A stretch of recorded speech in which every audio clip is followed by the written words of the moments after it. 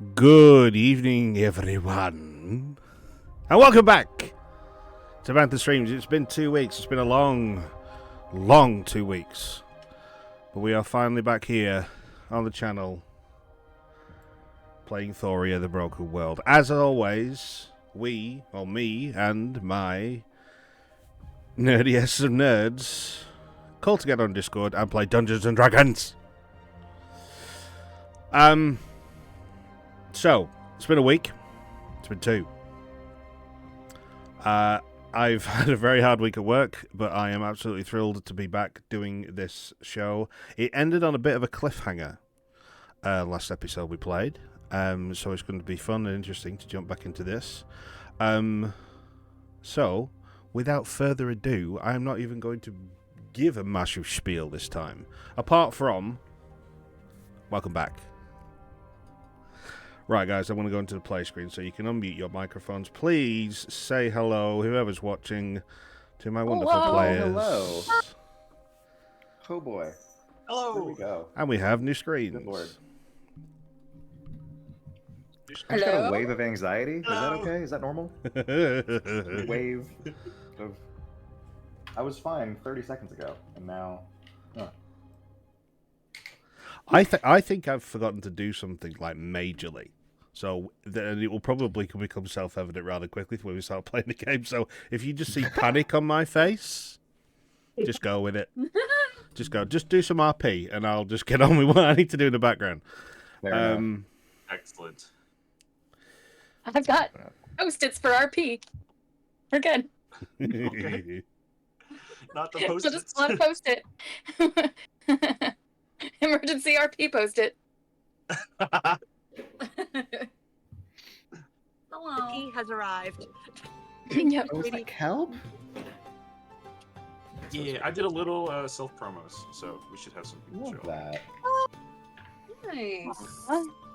Hey, Jacob. Oh my god. That's amazing! What does that shirt say? What does that shirt say? Okay. Shelly, you want to share with the class? My patron made me do it. Did you get that after last time? Yeah, I got it made for me, and I got it yesterday. You got it made for you? A friend of mine makes t-shirts. Amazing. That's right. Oh, I forgot you forgot. said. Oh my god. I fully forgot. Yeah. Oh my god. I found the little logo and everything. It's Dude. so good. I told you. Can't. I know you did. I forgot. I completely spent. Dude. This that's is so so good. much better. This is so much better because that shirt stands out the way that it should. I love it. I'm going to say you've already got an inspiration dice for that t-shirt. Inspiration. Get yourself a D6 and just place it wherever you are, and Ready enough strong. you can use that for And I'll be able to show her this reaction, so great. That's lovely. Yay! It's really You good. did great, It's shirt really, friend. Really that's Phenomenal. that's a really cool shirt. Okay, anyway.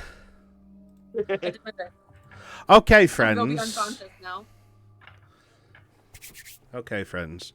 So, I'm going to do what I always do, which is I'm going to do the recap from the last episode. And then we're just going to jump straight back into where we left off. So, to summarize the previous episode of this D&D show, our group of heroes did battle against some carrion crawlers and tore them asunder with relative ease.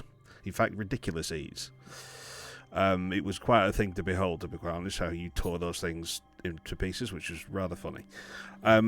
Upon investigating the area they inhabited, the adventurers found many treasures, including coin, a bottle of strange-looking liquid, a map of some sort, and a swatch of dark cloth emblazoned with an emblem.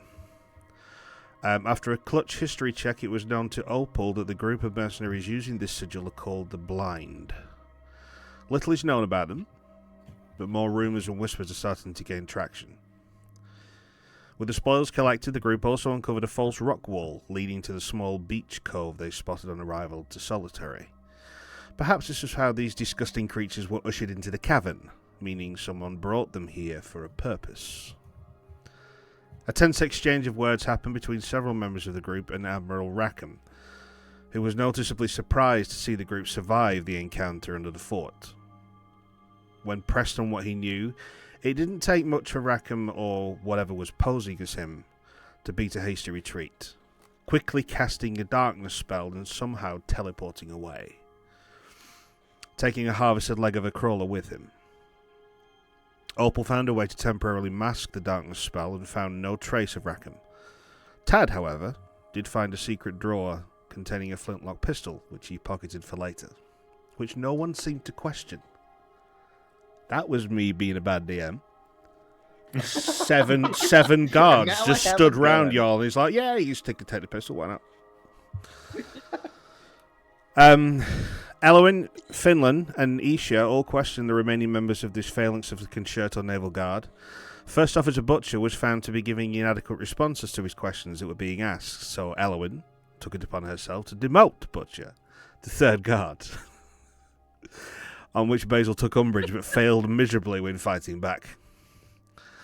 Bird then stepped in and calmed the situation slightly and managed to glean some information from Basil as to Rackham's strange behaviour over the past few months. Elwyn... Forgot I did that. Yes, you did that. You actually came through like refereeing, all right, doll, just chill out. All And right, then, yeah, okay. yeah, it was good. Elwyn, then realising that he may have used a teleportation spell and they were on an isolated island, ran outside to see if she could spot the mode of transport, possibly being used as a retreat vessel. Sure enough, a ship was spotted offshore, bearing red sails tipped with black.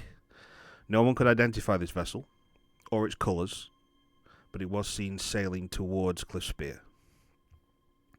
Our group decided to return to the depth charge to pursue their quarry to the mainland. Hylia, noting that a brief stop on Shanty Isle would be required first to restock and repair. Just before the ship set sail, Basil Butcher ran on board and said that he needed to report to his superior, the second-in-command, Conductor Iniesta Farley. She had been called to Madrigal for a meeting with the city council about recent unrest. If they needed him, that's where he could be contacted. Meanwhile, the legend that is Ivan Lenville will be placed in temporary custodial charge of Solitary Island. They're going to have lots of fun. The depth charge set off once again as the group found it prudent to take watch as night fell on the Shimmer Sea. A feeling of mistrust with those around them after Rackham's seeming betrayal. Apart from a brief moment of panic when Hylia almost steered into a large marine creature, Opal almost toppling off the ship as well, narrowly being saved by Elwyn, the first two watches went by without issue. The final watch was slightly different. Tad and Bird took the lead.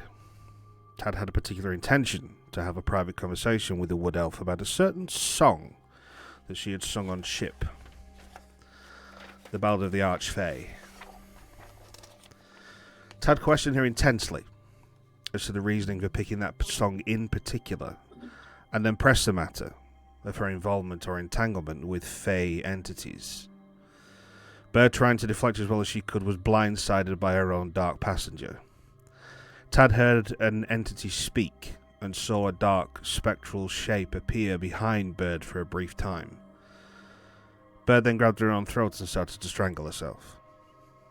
The group ran to Bird's aid and finally managed, working as a team, to release her hands, and she fell unconscious.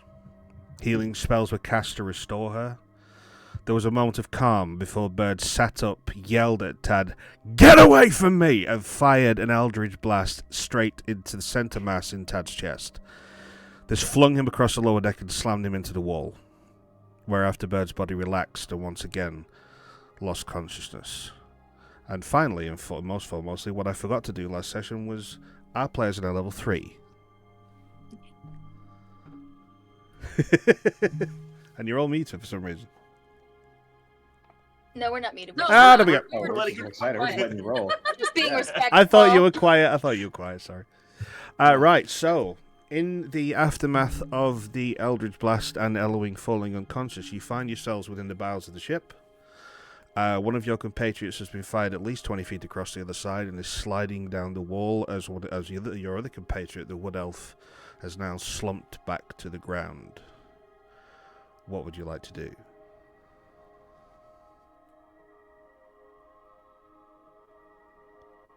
Tad's gonna, as he hits the deck, just kind of dazed. He's gonna sit up,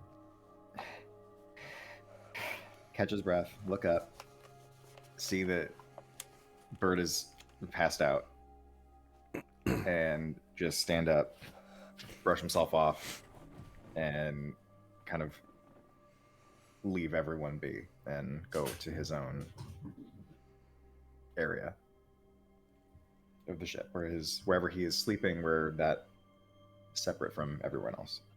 Okay. Does Bird wake up? Currently Or- you're passed out. With Okay. possible rousing from your teammates, you may wake up. Okay. But it depends. Opal's gonna go sit by Bird, kind of pat her head. Okay. You start to see that the eyes haven't gone into sort of like a REM sleep sort of thing. They're not flickering. They're just closed. So it could be that she's just exhausted from what's just happened, which is understandable because that was quite rough. As you start to stroke her head gently, you see their eyes just open very briefly, very like a bit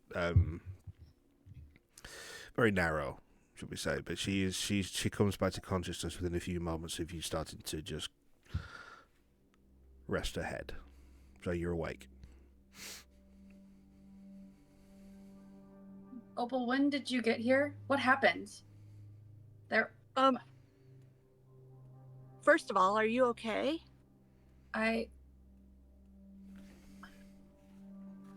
I'm fine. Where's Tad? He went off. Do you remember anything?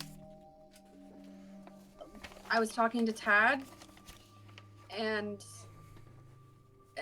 then there was water, and then everything went black. Because when we came down, you were trying to strangle yourself, sweetie. Well, that's definitely not happened before. Where? Okay. Do you want me to take you to your room? I think I just need some space. I don't know what happened. I don't know what's gonna happen. I need to be alone, I think. And she's gonna If you're kind of sure. Yeah, and she's gonna kind of stand up and just back away from everybody and like try to run out the door. Which you can absolutely do if you wish. Just going back briefly, Tad, when you left, did you look back at anyone at all, or did you just stand and leave? Yeah. Oh no, I looked back and just to see that she was still unconscious, I just look quick, go over everybody, and then a look of just like fully just resigned kind of goes over his face, and he just like leaves. Well, just to change that slightly, when you did look back, Sure. you saw the very faint remnant of the being just hovering behind her as you looked, it was just about to end its dissipation, and it just and you heard the faintest of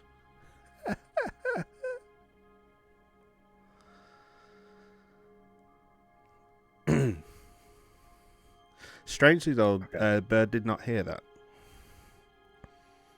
You're the only person. That was for me. That was Cool. for you. Cool. Okay, In that Sorry, go on. case, I'm not gonna go to my sleeping quarters. I'm gonna go to the deck and just be up there and looking at the stars and just be in that space.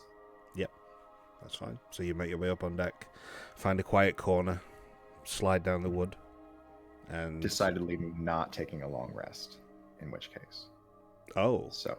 so you're going to be purposely exhausted by the end of this. Mhm. All right. Okay. All right. So what's the rest of you guys doing?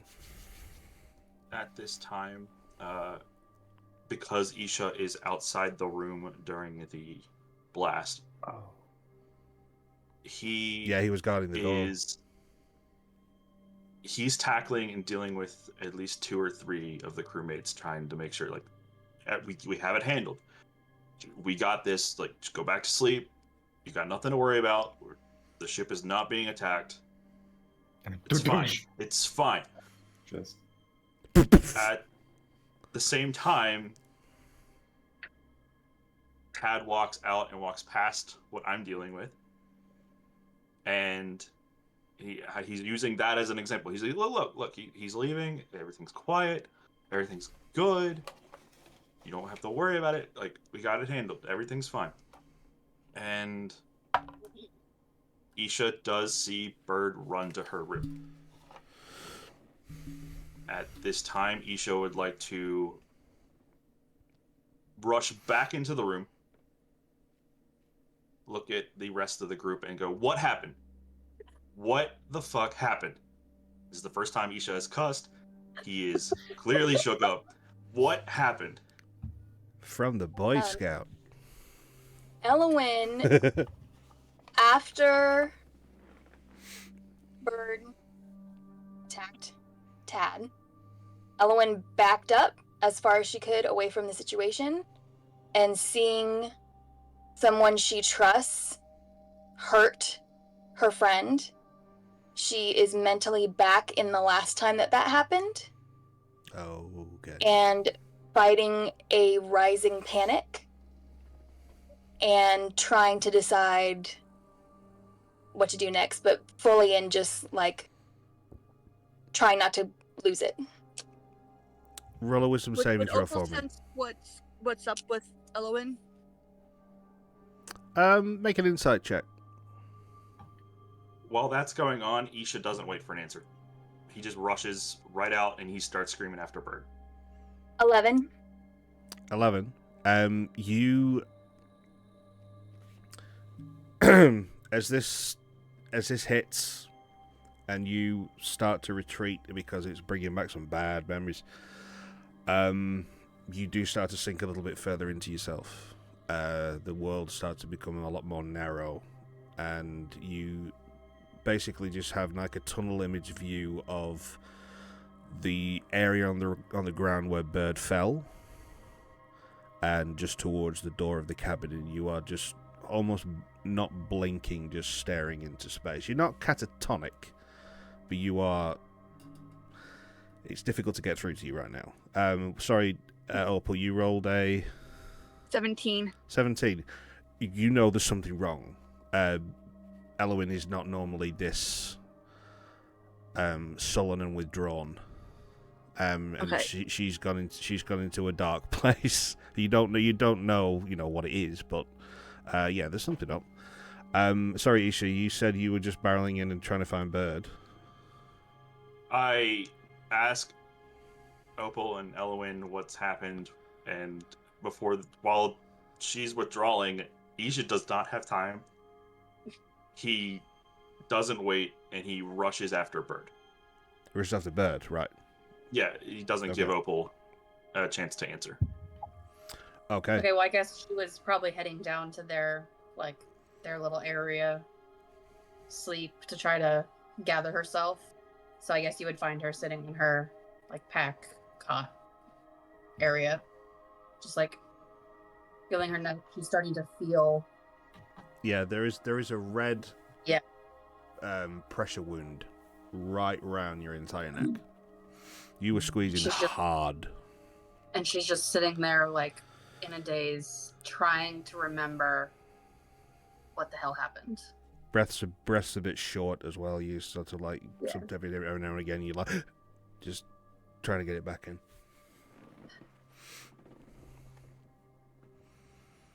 At this time, Isha finds Bird.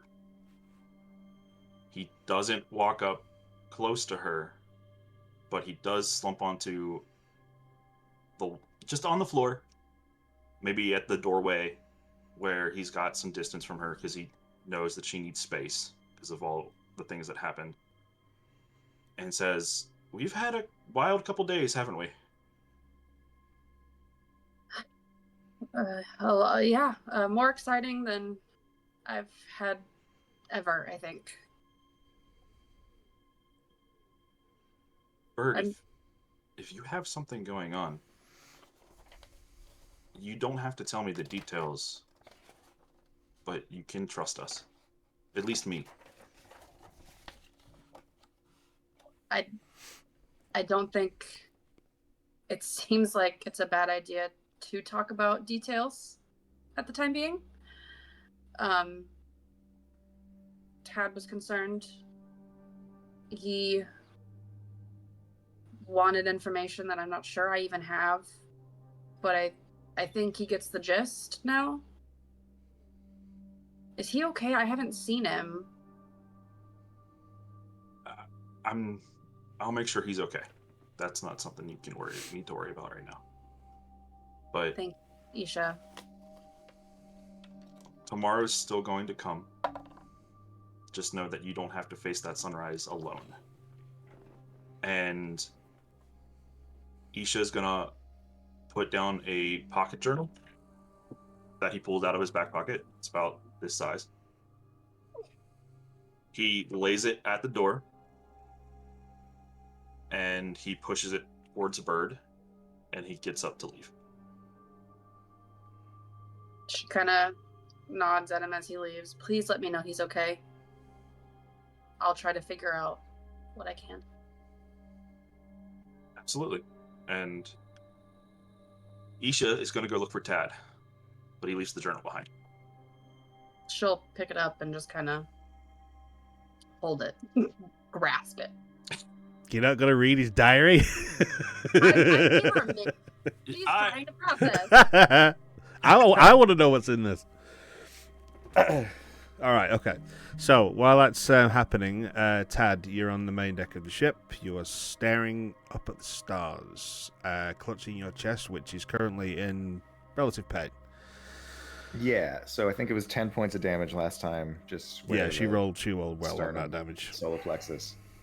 And Tad is at the bow, at the very front end of the bow, right above Mr. Bones. Mm-hmm.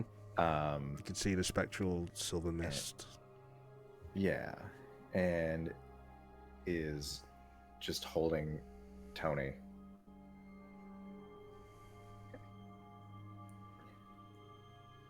I'm never going back, huh? There's no response.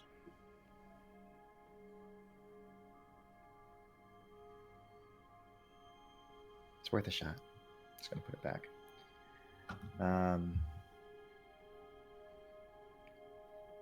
Just looking out, stars, and Tad's going to reach his hand out at the water that's in the front of the ship and cast Shape Water. And is going to pull just a steady, like a small stream of water up from the sea in front of us, and just kind of making it articulate and flow and spin in different patterns and shapes in front of him. Just a cantrip, gonna keep that up and kind of try to almost meditate in that. And just, I'm going to do this. This is what I'm going to focus on. And I'm going to make something pretty right now. Mm-hmm. And that's what he's going to be doing. After a few moments of you doing that, well, possibly about a minute of you really zoning in on this beautiful vortex in front of you that you're creating in different shapes of the water. You You feel the presence before you feel a hand on your shoulder, but you hear very heavy footsteps. I'll just let it drop. You feel a hand on your shoulder, and as you turn around, it's not Isha. This is our quartermaster. He's walked over to you. He saw what you did, and as Virgil sees the water splash onto the deck, he just looks down at you. He notices the blast wound on your clothing, the scorch mark, and just stands next to you. Just looks out at the sea for just about 30 seconds or so, not saying a word, and then eventually he just said, "So something went bad, huh? Is everyone all You right?" could say that. Yeah. Physically, yeah, everyone's fine. Everyone's okay. I think I took the worst of it, to be honest. That looks like one hell of a hit. Yeah. I heard something. It was kind of funny. She sent me flying to the She. wall and it like slammed in. Yeah, no. Not one of my finest moments. I heard some slamming around down there. I was about to come and find out what was going on, but then all of a sudden it stopped. Are you sure everyone all right is okay? They don't need any help? Or... Yeah. No. Everyone medically, it's not a problem. I think I think there's a lot that we don't know about each other. And I think that kind of has come to a bit of a head, is where I'm at.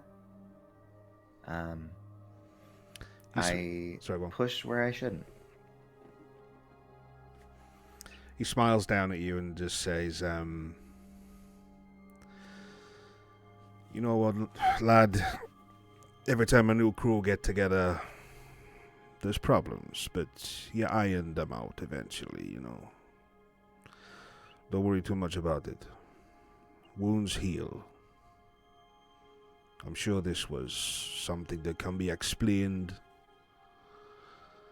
Maybe just give it a moment for whatever's happened to happen, and then go from there. Like you, I find solace in looking at the ocean, staring at the stars. There's something that makes you feel very small. But also there's comfort in that." Even smaller than usual, huh? Yeah. Sorry, that wasn't a height joke. No, I was trying to. He laughs and just like pulls you into more of like a little like hug, as opposed to just had the hand on the shoulder. Appreciate it. He releases the hand from his shoulder and starts to walk away, turns back quickly and just says, "I'll be on the quarterdeck if you need to talk. But I think your friend's coming over," and as you look back, you see that Isha's now making his way up onto deck, walking towards you. Thank you, Virgil. I'm just going to pause that there for a second. Go back to Elowen and Opal. What are you guys doing currently? Opal's gonna go over to Elowen and be like, sometimes magic doesn't do what you want it to. And bad things can happen. It happens sometimes. I don't think she meant to hurt Tad. No. No. No, I don't think she meant to. I think we can trust her. I think yeah. She's just got like a death grip on the sash that she wears that clearly does not go with her outfit. And is just holding it in both hands. Yeah. No, they were just talking. It's fine. It's fine. I think I have more energy than I need to sleep, so I'm just gonna go use some of that up. And she goes, Do you want to come see our little friends? how about later? Okay, Is that okay? that's fine. I have Okay. something for you when you have a Oh. chance. Okay. I'll come find you. Thank you. Okay. And I'm gonna go and use the mast as a training dummy and pull out Dansong and do training drills until I'm too exhausted to stand up anymore. Okay. Okay. And do you do that on the main Opal's gonna- up on the main deck? Mm-hmm. Right. So Opal's gonna go to her cot, her little room, and fiddle with stuff. okay, dokie. Okay, dokie. Just give me just one thing. Where are the Chimigans right now? They should be in the room that Opal's staying in, right? Because you said that they stayed on the ship in their little hut that I made them. Yeah. I was just trying to just recollect where that little box was. That's all. So it's next to where Opal sleeps. Mm-hmm. Okay. So Opal, when you get back to where you relay your head on this particular ship of an evening, as you round the corner and you spot your cot, you also spot the box that the Chimigans have made their home, and you find a pile of very fine grey ash outside the box.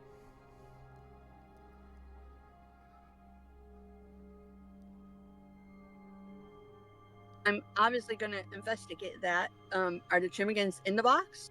Roll an investigation check for me.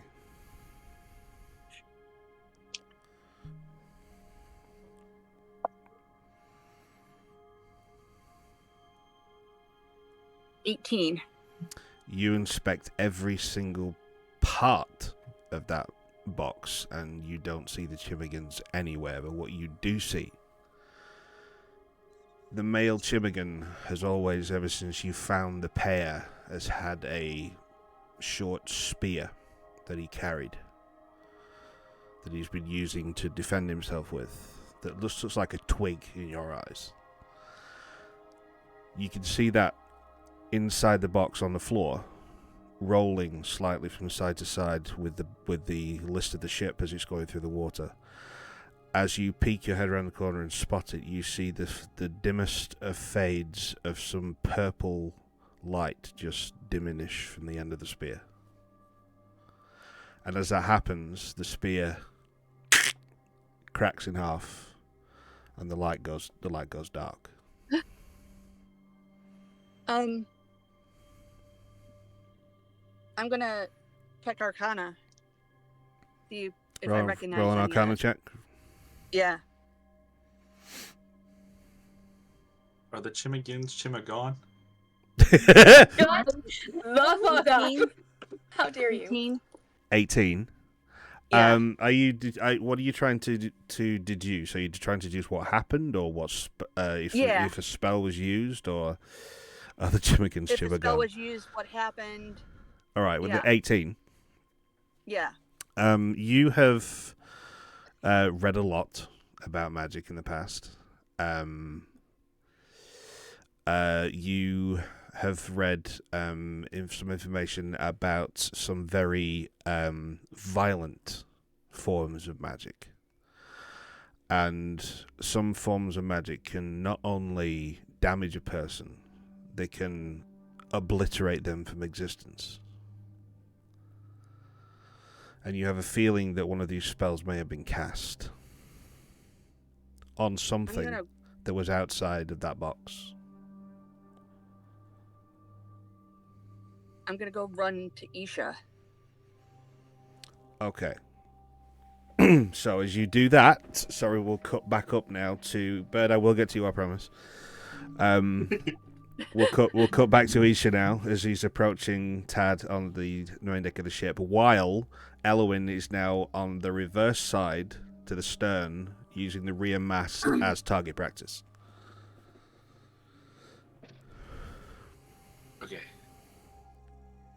Isha does the same thing he did with Bird, in the sense that he's going to walk up to the edge where Tad is at, and he's going to be distant but close enough to where it's not awkward, where he's not yelling from halfway across the ship, and say, you know, the higher you're up, the better the views are. But it looks like if we tried to go to the crow's nest, we'd have the most rocky of times. As he just kind of like meagerly points to Elwyn, using the mast as a training dummy, and she is going venom full ham on this thing. There are bits of wood. Just it looks like Chetney whittling in the back. It's just sawdust. Oh. You look up and you can And actually then- see Virgil, who's on the quarterdeck of the ship, holding the wheel, just looking down, going, "Oh." She said it fixes in the morning. I'm not worried about it. Yeah. And he also says, I feel like that poor bugger up on the crow's nest is having the worst time right now, trying to crack a joke. And he points to get Tad's attention, and you can see a random crewmate just hanging on for dear life, trying not to fall out. You just hear a really faint, I don't like it.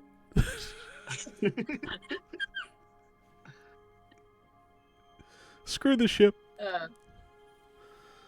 Tad, I don't know what happened between you and Bert, nor do I feel like it's right to ask your business.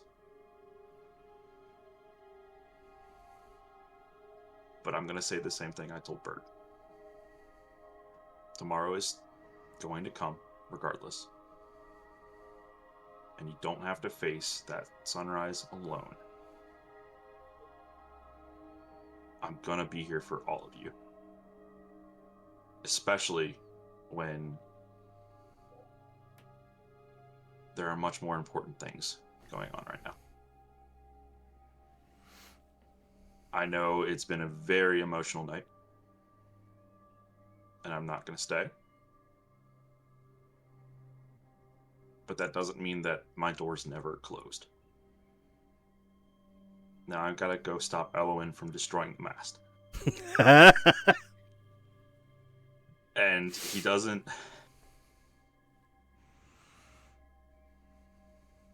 He doesn't stay for long. He just kind of gives this sad look. Because Isha wants to do more. But he knows that he cannot ask. And he doesn't want to push. And he just gets up from the railing and leaves. As that happens, you see the sun just crest on the horizon, and the long shafts of lights just start to shoot over the ship.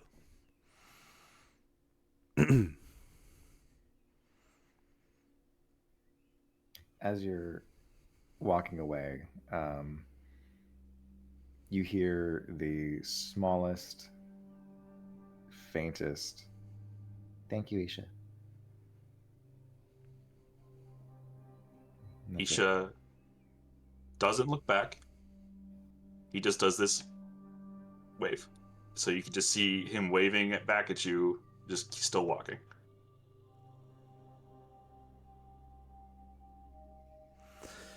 Oh, you guys are the cutest. This is very, very nice. Right, so pause there. Bird, you are clutching a book. I am clutching a book, and she wants to open the book. Okay. That's your So- that's your choice. So what Bird sees from page 1 is going to be sketches. They're not going to be any notes other than dates in the corner with Isha's initials. And it starts out with point of views from the crow's nest of the Aurora. From seeing ports to mountain ranges to random islands that the Aurora passes, it turns into the town where we all got on the carriage together on session 1. It's sketches of Opal, Elowen sitting next to each other, Tad being in the corner, Bird sitting there as well. It turns into the point of view of Isha standing behind everybody while we're in the bakery, watching Tad and Elowen stuffing candies down their throat in the corner while the others are talking. And the Chimigans with their spear up, you see a sketch of them. And the last page is just a sketch of Bird smiling as if they're going to the market before we left. We departed on the depth charge.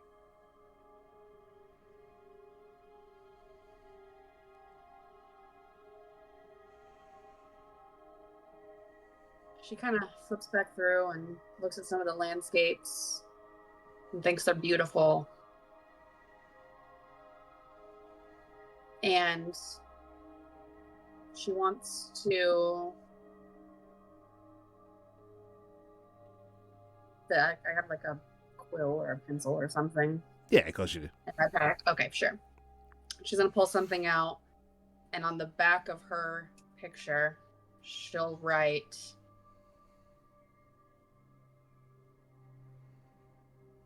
Thank you. Do you write this in common or do you write this in Elven? I'll write it in common. Common, okay. Common. She'll say, thank you.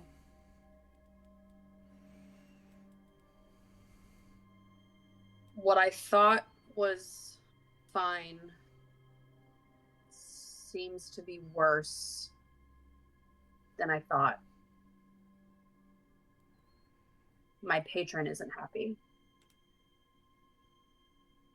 And then she'll close it, and I would like to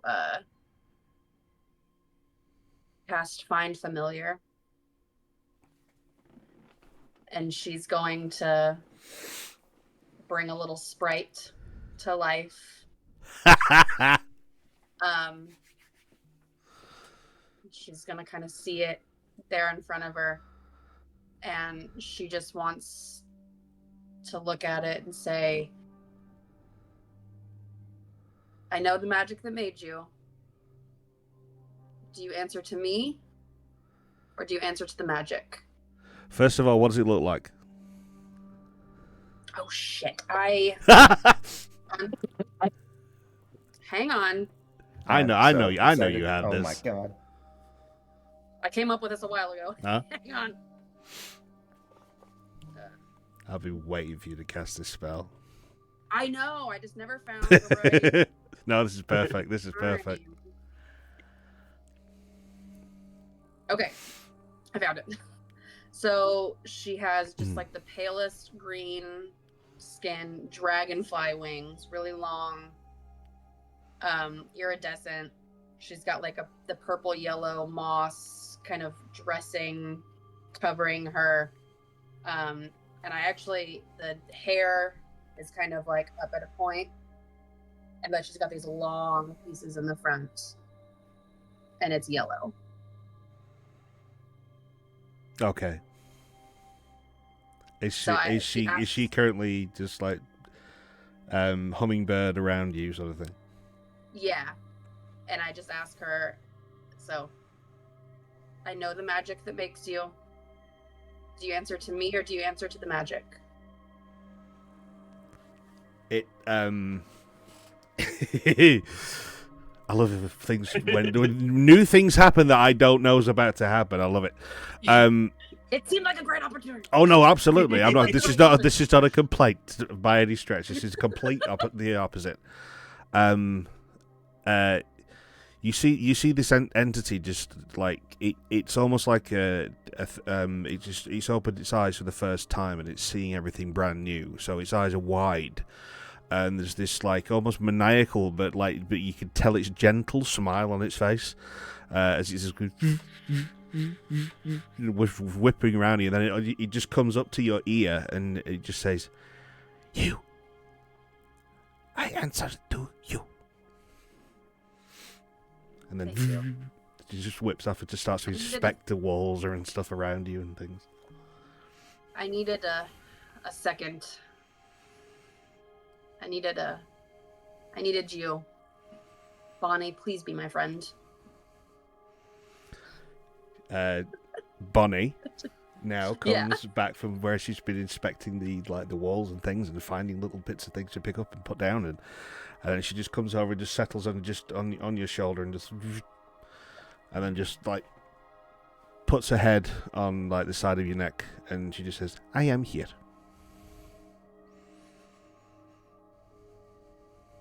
So she's going to just take a few deep breaths. Again, she's sore. She's got the journal. She's gonna just kind of sit back and relax a bit. As you sit back and relax for the first time after this has happened, you feel yourself start to actually chill for the first time. This new little dude is sat perched on your shoulder. You can hear like the wings never stop moving, but they move at incredible speeds when it's actually flying. But when it's still, it just sounds like crickets almost, just rubbing together, just softly when you're in your ear next to you. You feel this rush of the same sort of energy that happened when you were upstairs and your hands were around your throat just start to try and push into your mind, but as it does, it stops and shoots back out. It's almost as if this little sprite thing is giving you a little bit of a barrier towards your patrons trying to bury into your mind as often as she can do, sort of thing. So this Buffer. Yeah, you got maybe a little buffer zone. She may get through when she wants to, but she's noticed something that she doesn't like, so she retreats, which allows you to relax, and you just with this soft humming in your ear, you start to just drop off to sleep for a brief moment until you hear a clang, clang, clang, clang, clang, clang of a bell from the main deck, and someone decides, "Land ho!" She will gather the journal. She makes sure that Bonnie's safe and sound, and she's gonna head up deck. Okay, so everyone apart Join from the game. Tad got a long rest in. So everything is reset. Your hit points are full at maximum. Tad, you do have 1 point of exhaustion. So disadvantage on all ability checks for you for the next 24 hours. Mm-hmm. Okay. So, what are you all doing when you hear the bell? Are you going up to main deck, or are you doing other things? I'm still trying to find Isha. Oh, sorry. Yes. Oh yeah, that whole thing. Going back. The sun has just crested over the ocean as...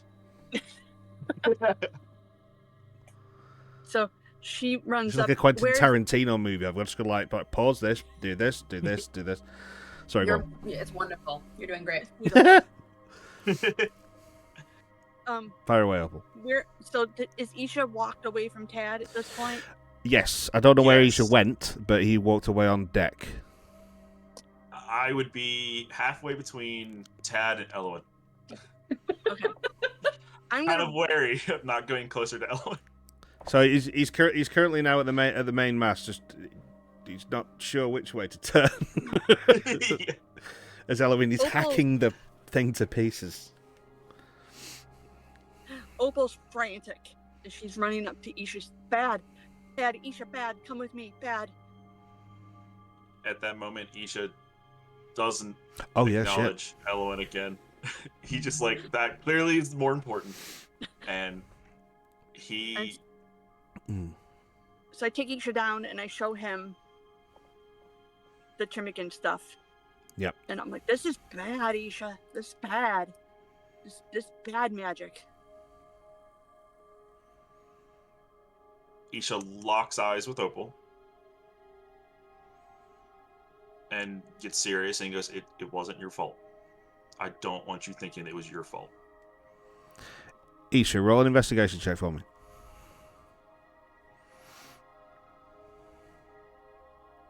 Yep. 18. 18. Opal's crying, by the way. So, oh yeah. In relief.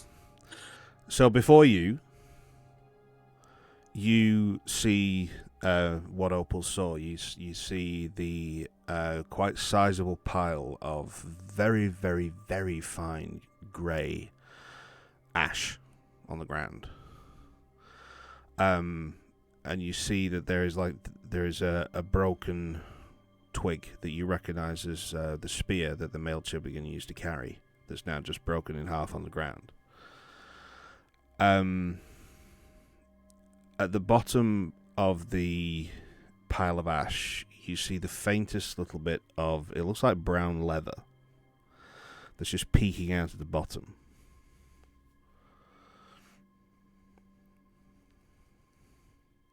Can I pull out the brown leather? Yeah. To get a better look at it. So you pull it out. It's not very big. It's say about maybe like an inch or two, like not square. It's sort of torn and burnt.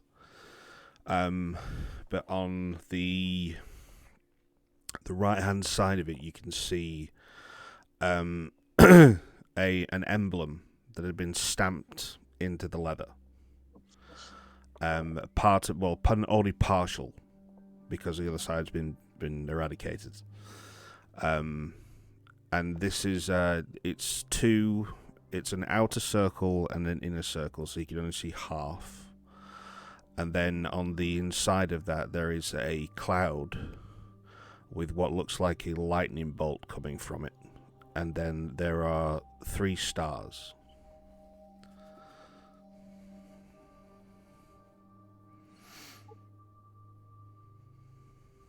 Has Isha seen this? Can he roll a history check? Yeah, probably a history check. In fact, Opal, because you now can see this as well. If you both want to roll history. Okay. I rolled a 13. Okay.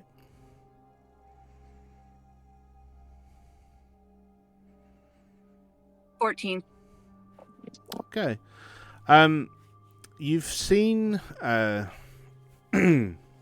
people who are part of organizations and so on and so forth. They have emblems emblazoned on their uniforms or vestments as part of whatever they wear. Clerics do this a lot. They have the images of their deity somehow either with a necklace hanging around the neck or with something visual in jewelry on the hands or bracelets and so on and so forth, or they have these emblems pressed into part of clothing. It could be cloth or leather or so forth.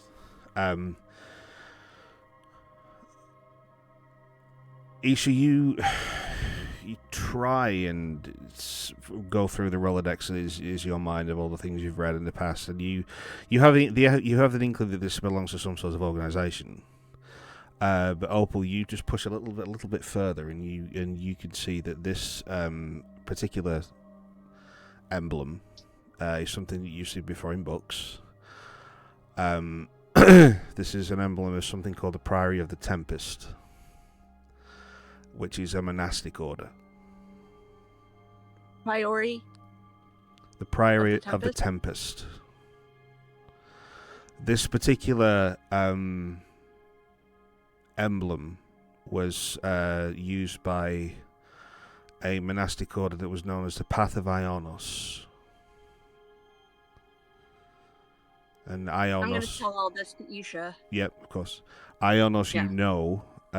in this world, is the god of thunder.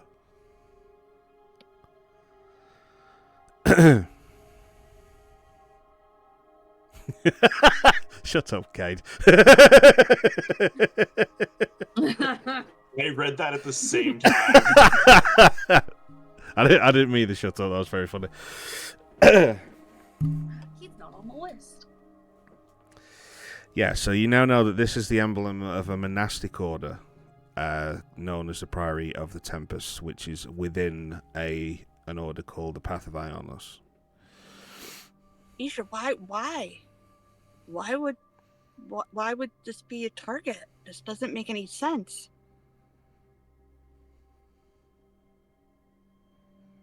Something tells me that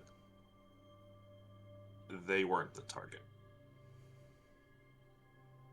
I'm assuming the pile of ash is much bigger than the chimneys. A lot bigger.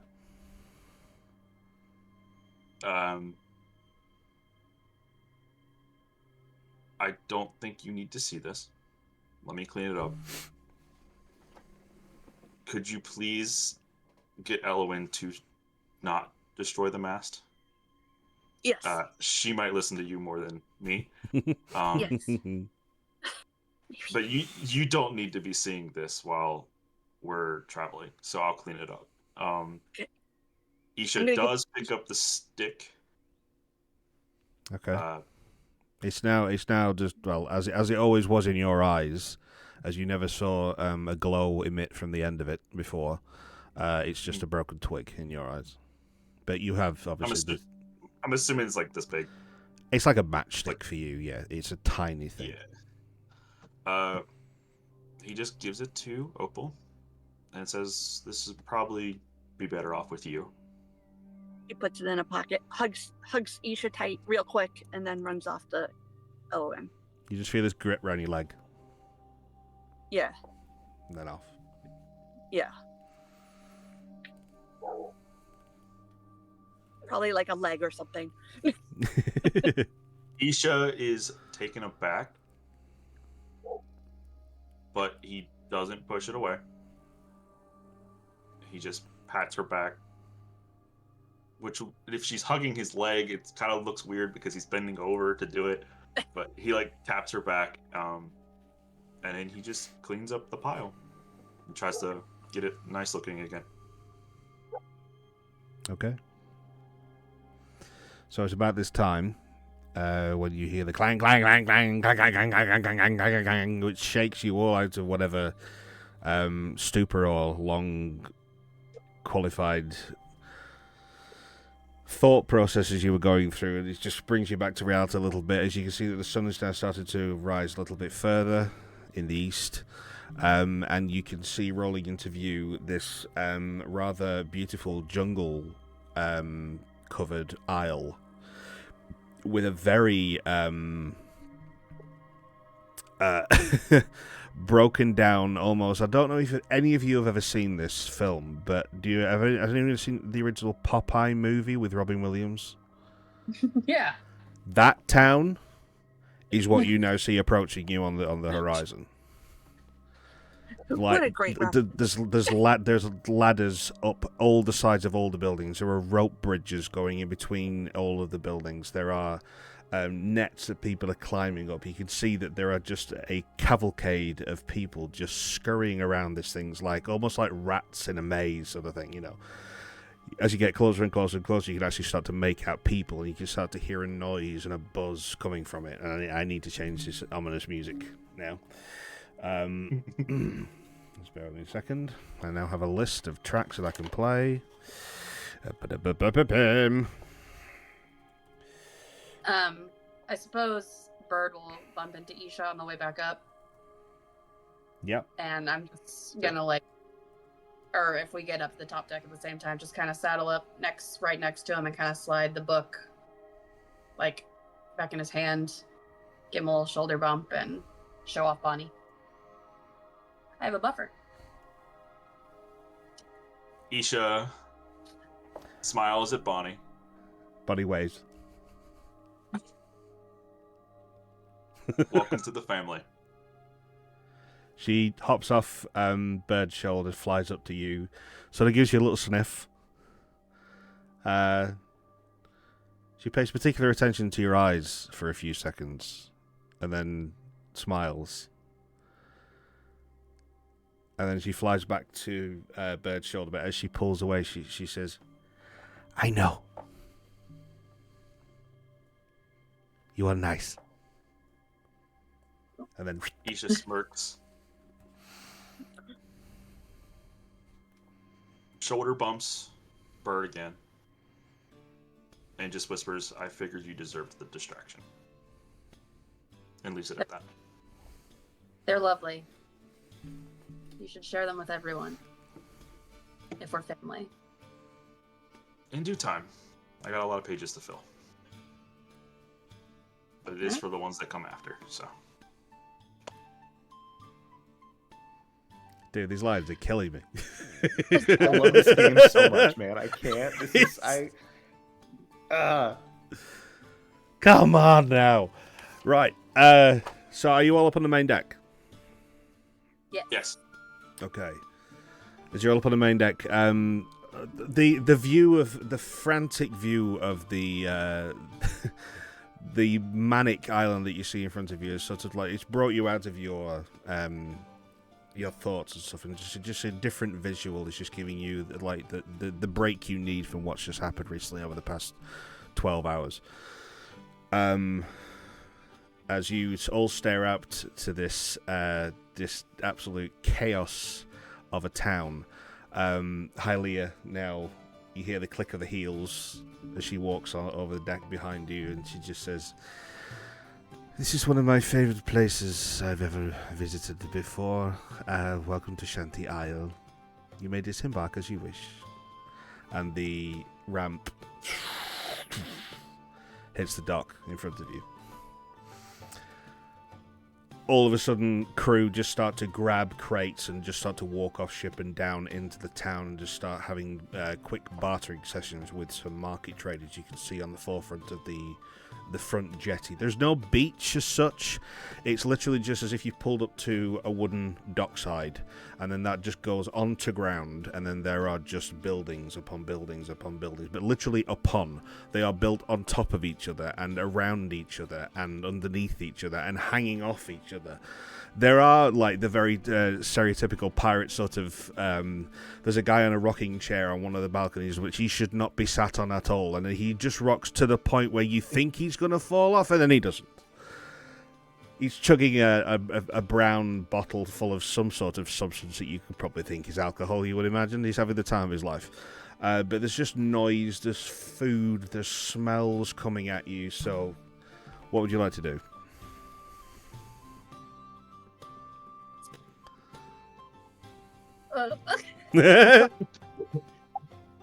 Choice paralysis. yeah. No. I think Yeah. whenever We need Elowen to heard the gather.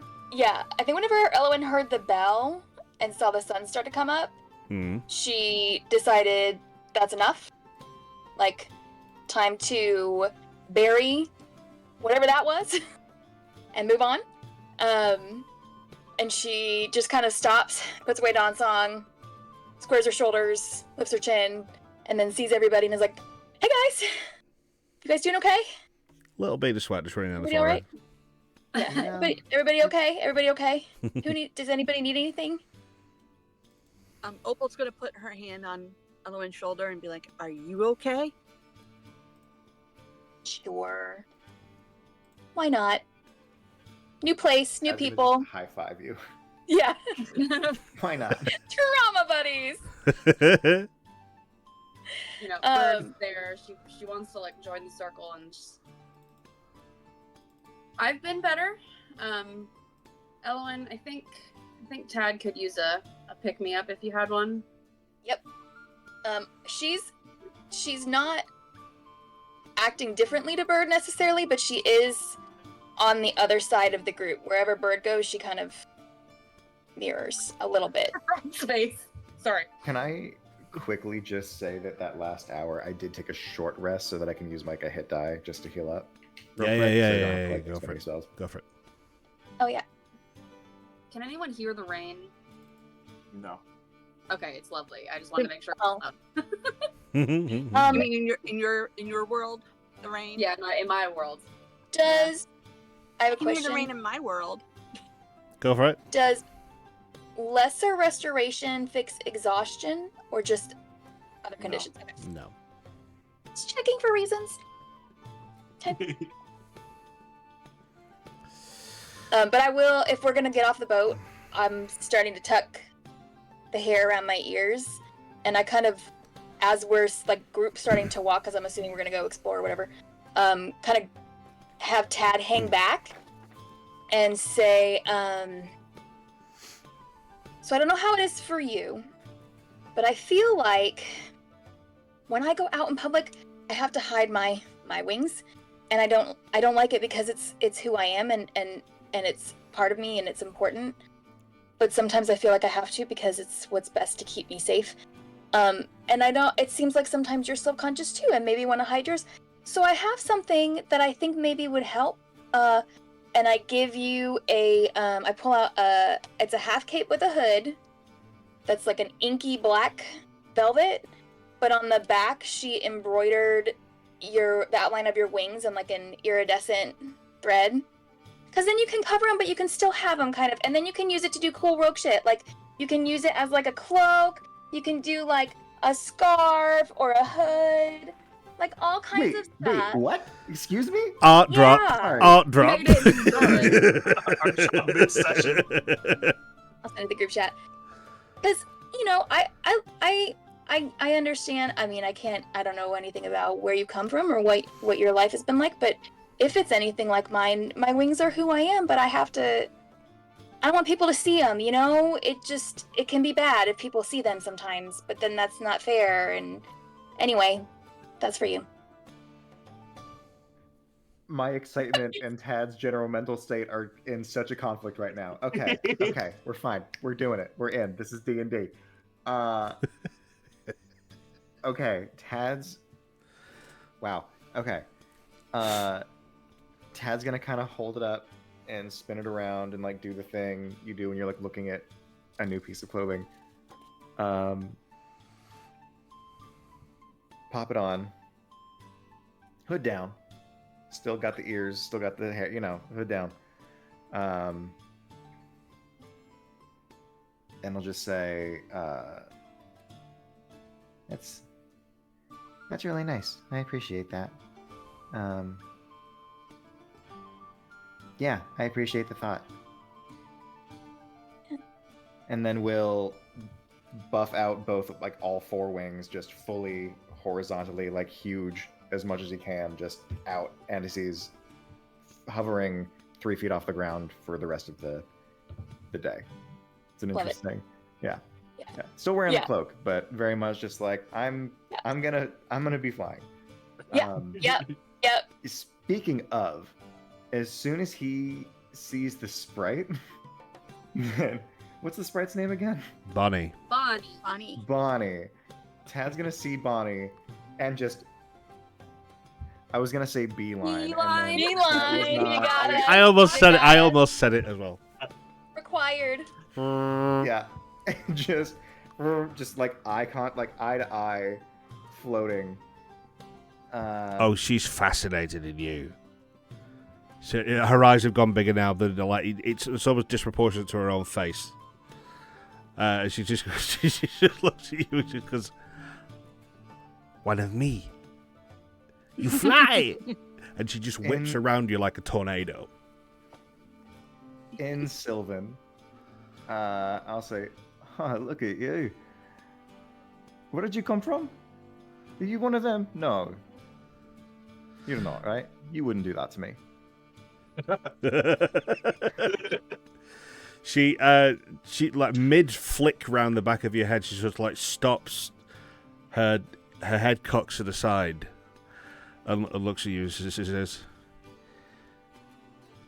"No, I'm one of the good ones." That's what I thought. Alright, well, and then realizing, hey, that bird is right here and we haven't spoken. Yeah. When she said that, you did notice like slight facial, like the smile sort of dissipated a little bit and just went back into just like a very normal face. When that particular voice stopped speaking again, the excitement reappeared back on the sprite's face as she shot back over to bed. Sick. Hell yeah. We don't have to talk about it right now, but we're okay. I would greatly appreciate if we were okay. I'm not 100% sure what happened, but I don't think we should talk about it. No, we'll deal with. Well, no, I agree. I know Bonnie- it. Bonnie might help with that. I already met Bonnie's great. Bonnie seems really fun. Just at least 5 minutes of this. Yeah. Oh yeah. No, yeah, I know you're my friend. I know that too. I know we'll be okay. Cool. We'll figure it out. We'll figure, and we'll talk more eventually. But right now, I think Maybe. we can just. Well, no, I meant about my stuff. I don't want to touch that. Oh, mental we hole. can do that. Yeah. No, that's I'm good there. We're set. Yeah. But We should do that. yeah, so we can do that later. But I just wanted to Okay. vocalize. This town looks wild. Want to check it No out? fist bump. No, that's not the moment. Handshake. Anyway. Buddy just goes next to your earbud and just says, "Don't hug him too soon." And then, and she flies off. He's the only one with emotional intelligence in this entire group. I get to play a sprite. I am so happy. This is amazing. I didn't even know what she was going to sound like until she appeared. That was lovely. Oh, by the way, True Choice Stories, thank you for the raid. Oh my gosh, hey! Welcome in, guys, if you haven't Welcome come in. before. Oh my goodness. Hey, everybody! Right, Jimmy so Cook Bank. ahead of you, you just see this cavalcade of mess of absolute disorganized but joyful chaos. And Hylia comes to the back of you and just starts to stride down the jetty. Again, the box in tow. And also her tail is carrying sort of like a small barrel as well at the same time, and just like it's just waving behind her as she walks. She just turns around and looks and she says, so we have things to do in town. We have repairs to the ship. I need to get some more supplies before I can take you to your destination in Orsdance.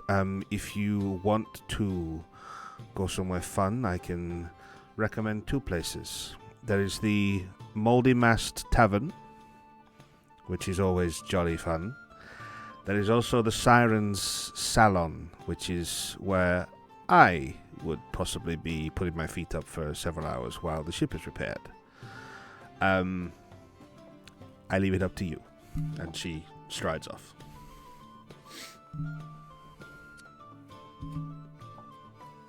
What do we want to do? We have a map, don't we? You do have a map. Do we? Do have a map? We? We do. That kind of shakes Elwyn out of her overwhelm. Because now we're in a place that has no government as opposed to a terrible one. So now we really don't know what to do. It's just been a wild couple of days. No structure, nothing going on. People are acting out left and right. Is this Elowen or Brianna? Because Yes. No, but she's I need structure. she said she kind of latches onto that as like, oh, a thing to do. Perfect. And Tad, Tad still has the map on that sheet that was on the back of the message in a bottle? I feel like Yeah. he does. Message in a Because there was an bottle. X on that map, yeah? Yes, there was. There absolutely was. Should we go check out the X on the map? I think we should. I think that sounds. Oh my goodness. She wants to roll dice. She wants to roll dice. Beatrice, go. Sorry. Yeah, and That was I some pull up a map. ballet shit that did. She's crazy. It's like a sign spinner.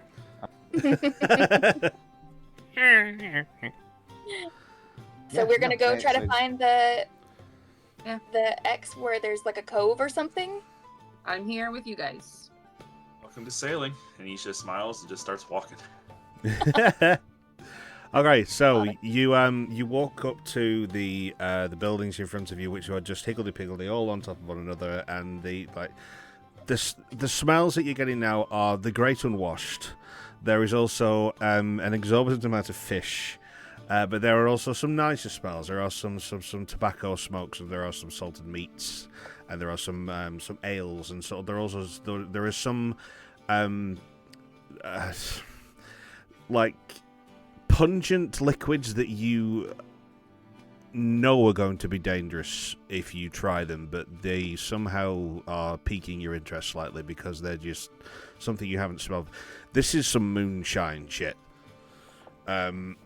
brewed from God knows what that grows on this island. But as you look upwards towards the top end of these buildings, where you can see people scurrying across rope bridges and swinging on ropes almost to go across as well, there is a sheer cliff face behind that, and on top of the cliff face you can just see this dense, thick palm fern jungle above you.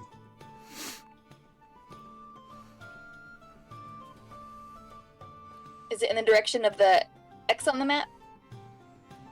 The X on right. So you're looking at the map now. Okay.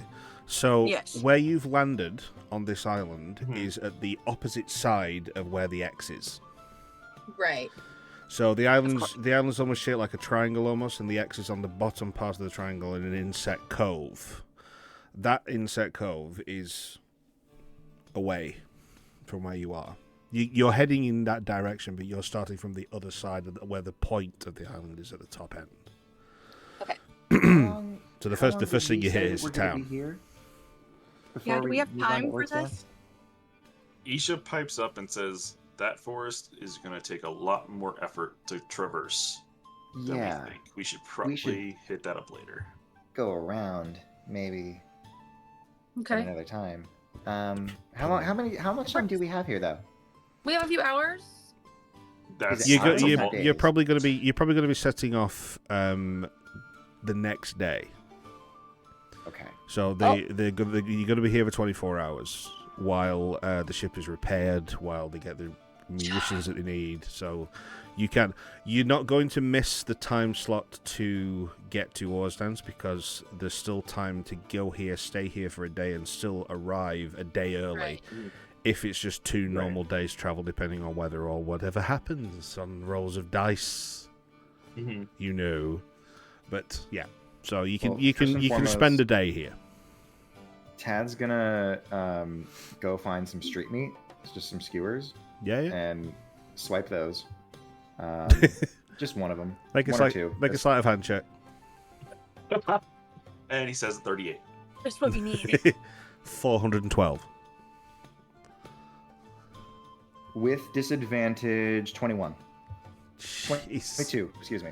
The What? vendor that is currently just like lifting up just cabbages, trying to find something out of it, doesn't even see you.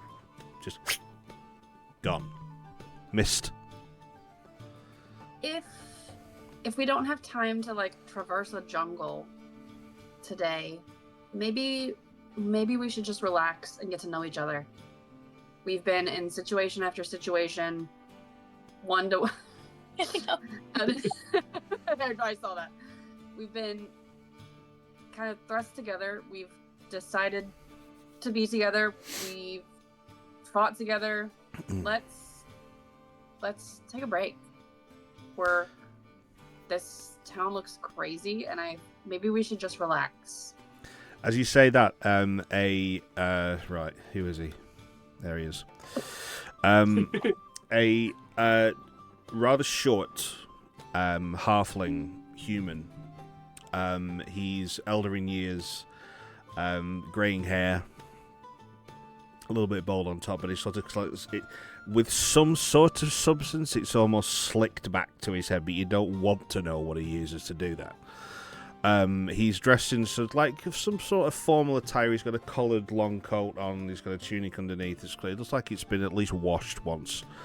There is some muck under his fingernails, and he's holding like quite a heavy ledger book as he comes over, and he just looks at you and says, "Arr, welcome to Shanty Isle. My name is Omid Gluss, and I'm the harbour master. Would you like to ask me any questions as to the destination in which you find yourselves? And it just stops What do and you like smiles to do in your creepily. free time? My free time?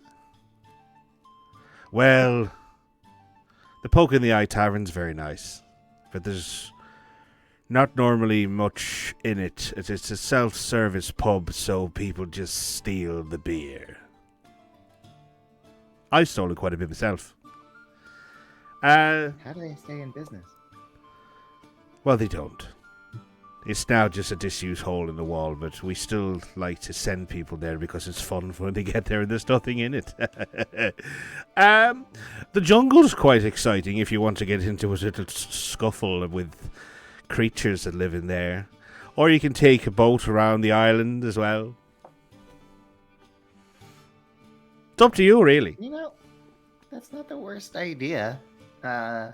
Isha, roll a perception Okay. check for me. Absolutely. Thank you for reading my mind. 12. 12. As you stand on this jetty and you look around at this chaos in front of you, to your left, about 200 yards, there is a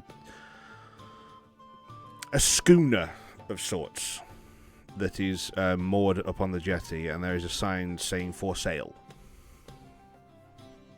What? up at the side. There's a little short guy with blonde hair, just like holding the sign, just sort of looking around as if to like trying to get someone's attention, just sort of like doing this with the sign a little bit. We just came into some money. You I was know, gonna spend it all on a boat. We bought a boat, mother. It's Isha. we may not have enough time to go through the woods, but I do spot something that I could sail. Pirates? Would Be you like to pirates be? for the day? Would you like to learn how to be a pirate? Can we swash and buckle?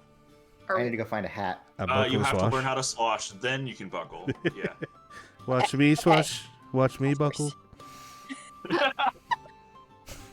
Isha could Yeah, teach me how to be helpful on the boat, at least. Maybe we can go find hats while Isha buys the boat. We'll buy hats. Okay, you're going hat shopping. If there's somewhere real close nearby that we could do while Isha gets the boat. Make Also- a perception check. Bird will ask the guy if there's any like pier shopping. The wee guy with the ledger you're talking about. Yeah. Yeah. Well, there's a shop, but it's a little bit hard to tell you where it is because it moves. What perception check did you roll, Alwyn? Can you what, sorry? 19. Can I inside check this guy? Of course you He's can. Of course you weak. can. Okay. You're on 19, right? 2 seconds. 2 seconds. Oh, I only rolled a 5. Perfectly genuine. Perfect. As much as you can tell, it's perfectly genuine. With a 19,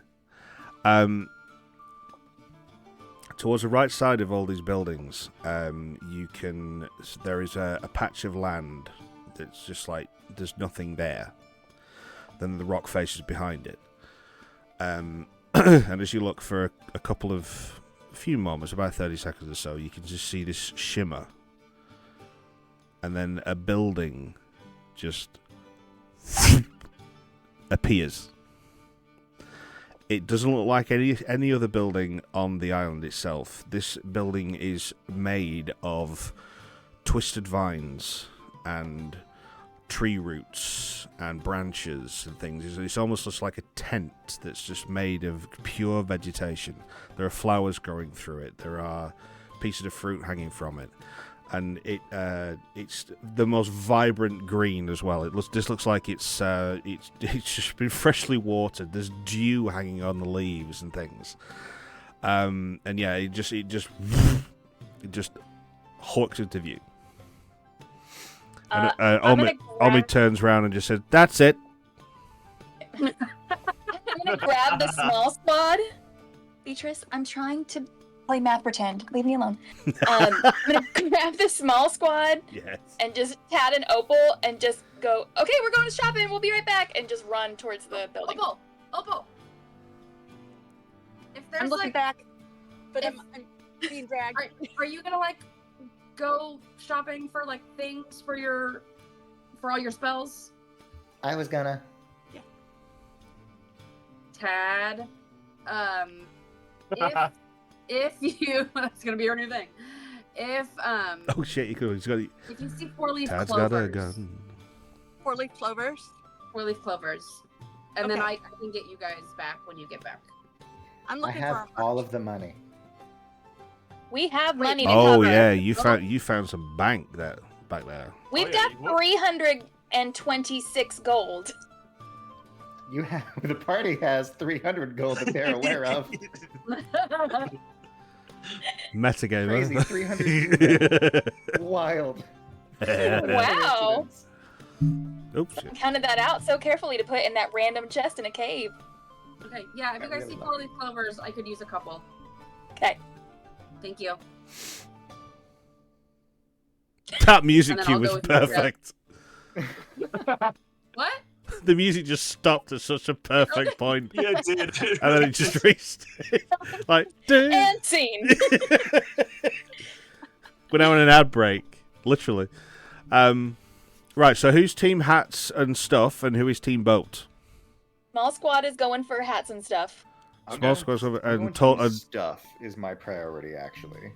First and stuff. foremost. okay. I'm looking for a gem stone. Okay, right. And so Isha and Bird, you're going boat, yeah? Yeah. Okay. I'll do boat first, and then I'll go back to hats and stuff. Before Isha goes to the boat, the moonshine that you mentioned. Yes. He wants to get a bottle of the moonshine. Of course he does. There's the aforementioned Poke in the Eye Tavern. As you're heading towards the end of the jetty where your quarry is parked, there is a small hut that literally it's just wide open. There are shelves with absolutely nothing on them whatsoever. There are IOUs just pinned all over these shelves, just going, "I'll get you a bottle back, you bastard," and stuff like this. But there is snoring very loudly. A very light blonde tabaxi. Okay. Just slumped over, male. Just wearing a very open shirt with tears all over it. The shorts are ragged, bare feet. The tail is just slowly just wafting on the ground, just like disturbing the dust. But yeah, this cat is snoring its head off. But as you approach, he just sort of just comes back into view and just says, "So, are you here for a drink?" I'm here for your strongest stuff. Just a bottle.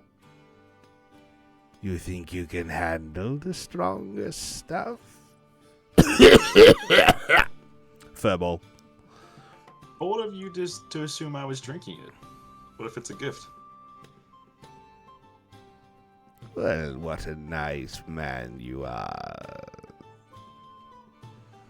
And he sort of comes up onto his all fours into his like cat form before he stands up onto his two hind legs. Gives a big stretch. Walks over to the corner of the room and lifts up what looks like the floor, but this is a very well disguised trap door, which underneath there is a little cache of ruddy looking brown bottles with cork tops and handles that are melded into the thing itself. And he sort of passes over this thing to you and just says, "Open the cork and have a sniff." Isha does. You put it to your nostrils, and you just get burn up them. It's like breathing petrol fumes that are on fire. Straight up smelling salts. Hell Yeah, this is alkaline, dangerous shit. This is going to strip several linings of your stomach off you when you have a go. But you can take it if you wish. Isha just says beautiful. And how much do I owe you? The cat just laughs. He said, "You're going to be very sorry tomorrow." In fact, I'm enjoying this so much. Just take it. And he just falls back asleep on the ground. He's back, like, kicking a little bit. Isha looks at Bird and says, well, that was easier than I thought. And She Is just kind there- of raises her eyebrows at him and follows him back out. is there an empty bottle that I could just snatch? Yeah. There are several, like, almost like returns. People have gone and taken the alcohol, drank it all, just gave them the empty bottle back. So at the front of this little shack, there's like a wooden crate. There's got maybe like 5 or 6 of these handled bottles in there. Isha takes a bottle, and he takes half of the moonshine and splits it into 2 bottles. Okay. Just make a performance check for me. Oh, no. I know this sounds strange, but go on. A flat 10. Flat 10. As you're pouring in, a little bit like it drops out of the side of the bottle, runs down the bottle, and it hits the ground where you're stood with a tss, little bit of like wisp of smoke just hits. Oh, he meant that literally. You just hear a voice behind you just quickly say, "I told you it was pungent." Isha just makes a face. He's like, ooh, that'll be used for later. Gets just a dirty rag he finds, just cleans off the side of the bottle, seals it, stashes it, looks at Bird and says, let's go buy us a boat. Okay, so And mark down in your so- inventory that you have a bottle of fire whiskey. 2 bottles of fire whiskey. Okay. Yes. At that moment, Tad flies over to your shoulder and just drops a pouch of 250 gold. Just, here you go. Sorry, I forgot. I had this. And then dips. I thought it was 300. 250 gold, money. you said? Yeah, We you can need have hat you're money. right. Split the party. Yes, we are. Mm-hmm. Right. Okay. I'm So what? we're still team boat. So you've got your moonshine, and you know head to the jetty. Yes. Yes, go to the jetty. Okay. The very excitable. What you can now see is actually a child. He's about maybe 8 years old. He's human male. Blonde Exactly. blonde I hair. figured out what's happening there. He's blonde hair. Big bright brown eyes, and he's just doing this with the sign. And he sees you walk over, and he just looks at you and said, "Do you want a boat? My dad said I had to sell it." Where's your dad now? It's he's at work. How much did he ask to sell the boat for? How much have you got?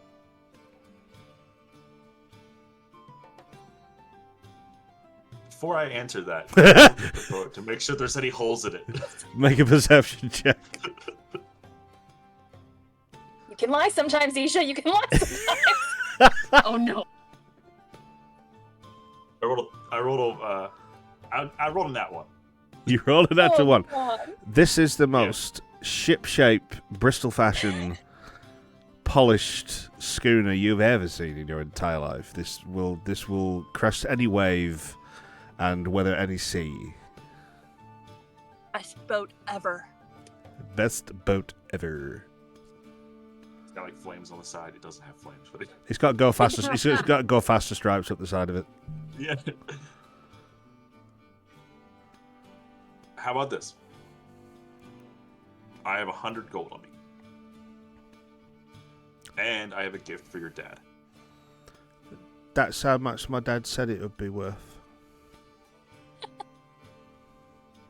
Said 100. And- He said 100 gold, Toby. Tell him 100 gold. Well, here's 100 gold, and he will.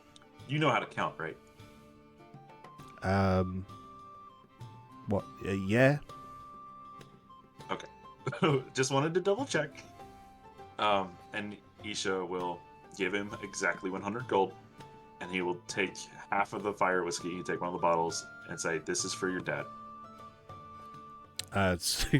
He reaches up and takes the pouch of money and puts it down, and you see him open it, and the glint of gold just hits his eyes, and he's just transfixed as he sits down, crisscross applesauce on the ground, and pours the money out onto the jetty, and then starts to 1, 2. What's after 1, 2? It takes him 7 minutes to get to like 35, and so you know he's perfectly happy. He also grabs the bottle, like pulls the cork out and sniffs it, and he just says, "Oh, it smells like home," and puts it on the ground and puts the cork in there. His dad's not at We work. need to call somebody. Is there DCF and shit? So, as the kid is completely transfixed with the wealth of money he now finds himself with, you've got a boat. Yeah. Upon closer inspection to this seaward craft, you can see that it's got some bumps and scrapes. It's when you actually aboard this vessel. There are no holes. It's perfectly seaworthy. It floats.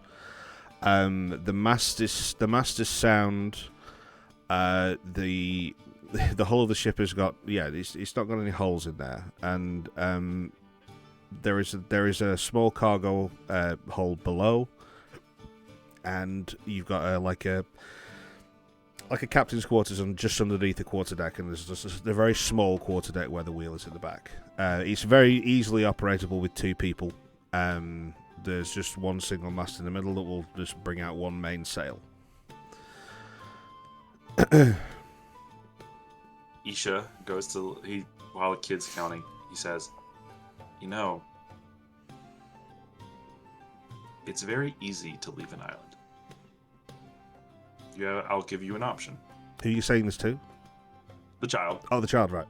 35. 35. You could No. Sorry. take that gold. You could take that gold and the fire whiskey and take it to your dad, who, I will say, has made you stand out here all day in the sun. Or you could take that gold and the fire whiskey and find yourself a ship and learn how to sail. I did it as your age. As a lot of other sailors and pirates have done at my age. I'll say you'd probably be a lot happier if you did that. Make a persuasion check. As he's doing that, Bird kind of sees what he's trying to get at, and she's going to use her druid craft and just kind of create like a glittering lighting effect around him when he's talking about taking off and sailing. This kid's now like the little green aliens in Toy Story 3. He's going, oh. So it just looks a little shinier. Yeah. So now the magic man hath spoken. He's no longer paying any attention to the gold on the ground. He's now looking directly at you, Isha, and he's taking exactly what you're saying. But just roll that check and see what you get. What was the check again? Persuasion? Persuasion check, yeah. Okay. I'd actually give you advantage on this roll, to be quite honest with you, because you not only have you given this kid 100 gold, you're also now giving him a means of possible escape and adventure on the open seas. So, as an 8-year-old child, you can now see magical sparkles around your head. You've sort of got him hooked. So, yeah, roll an advantage. Well, it's a 5 because my second roll was a nat 1. Ah! It's fine. It's fine. This is D&D. This is D&D. This yeah, is what we do. This is what happens. This is what happens. So the kid looks at you and sees the sparkles around your head. This is his fate, not mine. Oh no, Just say absolutely. He sees the sparkles around your head. But then his eyes go back down to the gold, and he crosses his legs and sits back down and continues to count and just says, "No, I've got to take this home because my dad needs this, so I'll give it to him. But thanks you." And he continues to count. Thanks you. Thanks you. Yeah. Hey, we have a boat. We think have we a should- boat. And where's Isha. Pat? Yeah, what's up? Send him to Hylia. I mean, he's really into that gold right now. I don't know if he's gonna listen to me. 37. Unless you want to, unless you want to try, he might be infatuated with you. I don't know. 8-year-olds have crushes, okay? So she wants to like kind of kneel down to him and say, "Toby, 38. gotta. Yeah? That's a mighty pile of gold you have there. Yeah, I know. You see this guy? He's been sailing on boats since he was little. The tall man. The tall man. Hmm? He is the most heroic person I've seen in a long time. And as you look up at him, imagine you being somebody you can look up to. Our captain. You tried so hard to say this kid. Roll a persuasion check. Okay.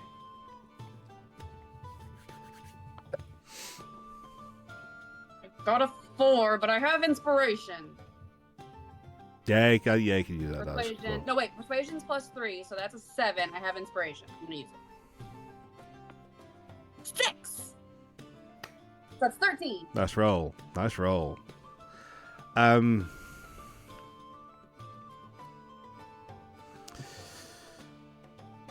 With that 13, I would say that you do sort of direct the kid's attention to the beautiful ship that is the Depth Charge. This is moored about 200 yards from where you are currently.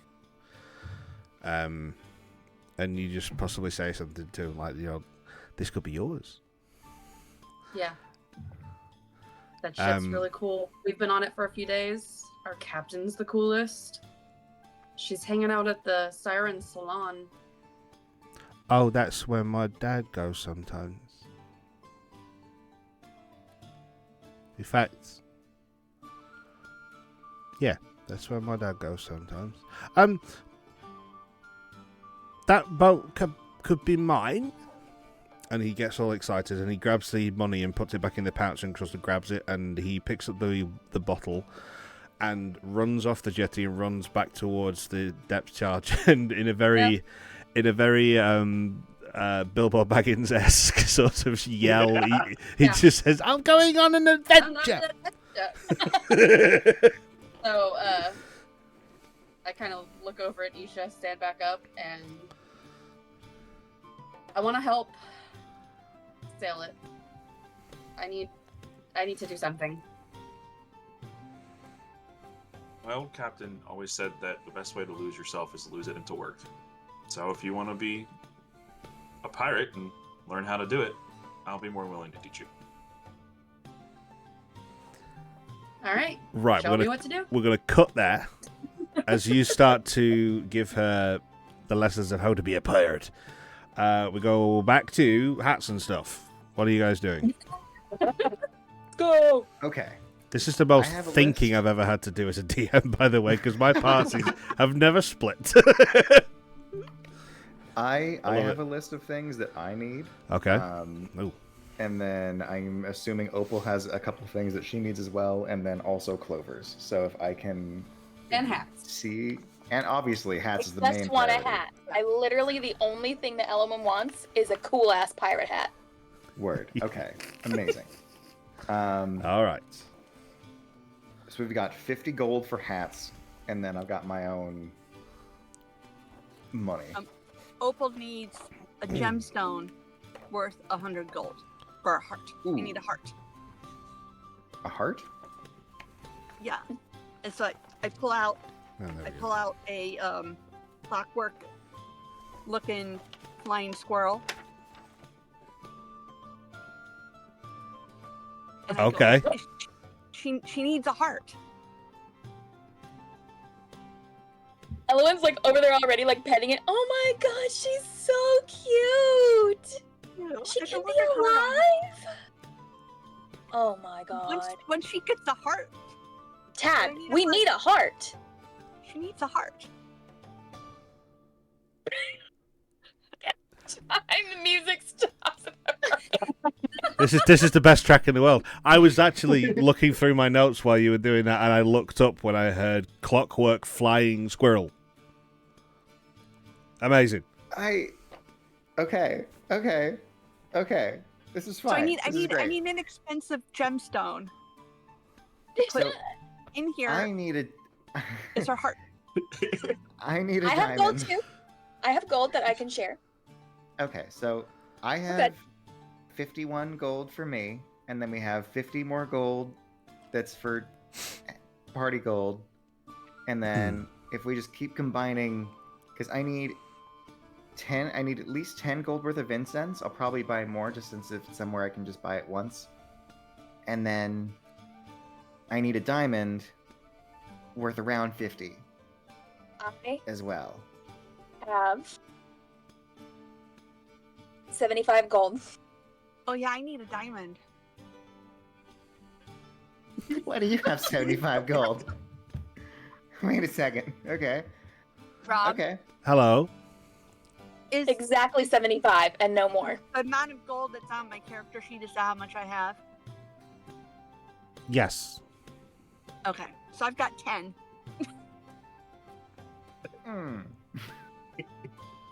It's about this point you Okay. see. It's about this point you see a small 8-year-old child run past you holding a big bag of money. Yes, please.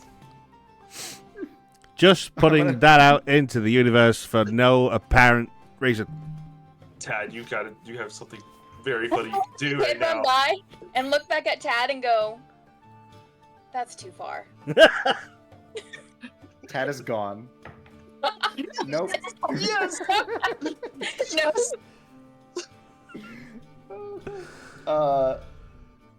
Tad is flying above the kid directly and just watching. Because he's just like hanging out with a big old sack of jingling change at this point, Yeah. right?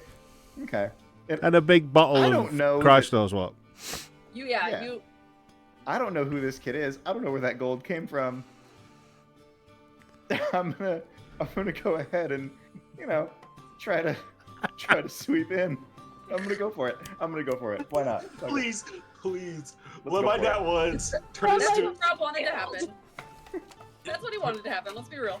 Let my nat ones be karma and turn this into a nat 20. I have disadvantage, so we'll see. Oh yeah, you're exhausted.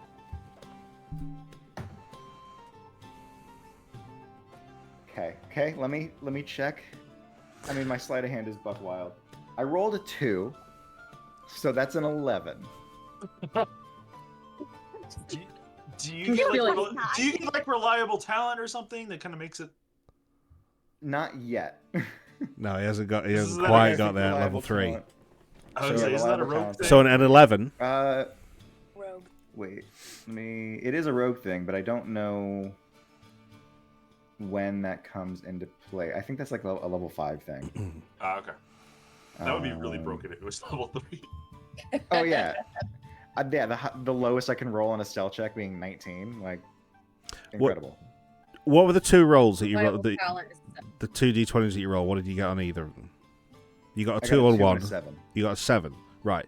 Because what I was going to do is I was going to give you advantage on the roll because at this point he's at the bottom of the depth charge, staring up and has now locked eyes with Virgil, who is this huge, as we know, hulking, bold, very brown-skinned gentleman who is just staring down, wondering what this child is doing while you're hovering. And he's not really looking at you, he's looking at the kid. The kid is just in awe of this huge, hulking man. So I would give you the first 7 roll if you wish to take it. Just make it a straight roll. And was the 7 first, or was the 2 16. first? 7 was the first. 7 was the first roll, so right, okay.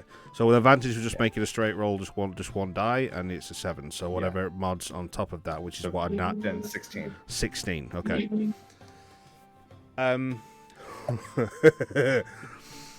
You, this is very Indiana Jones. You sort of reach inside your clothing and you pull out this, just like A gun. No. Yeah.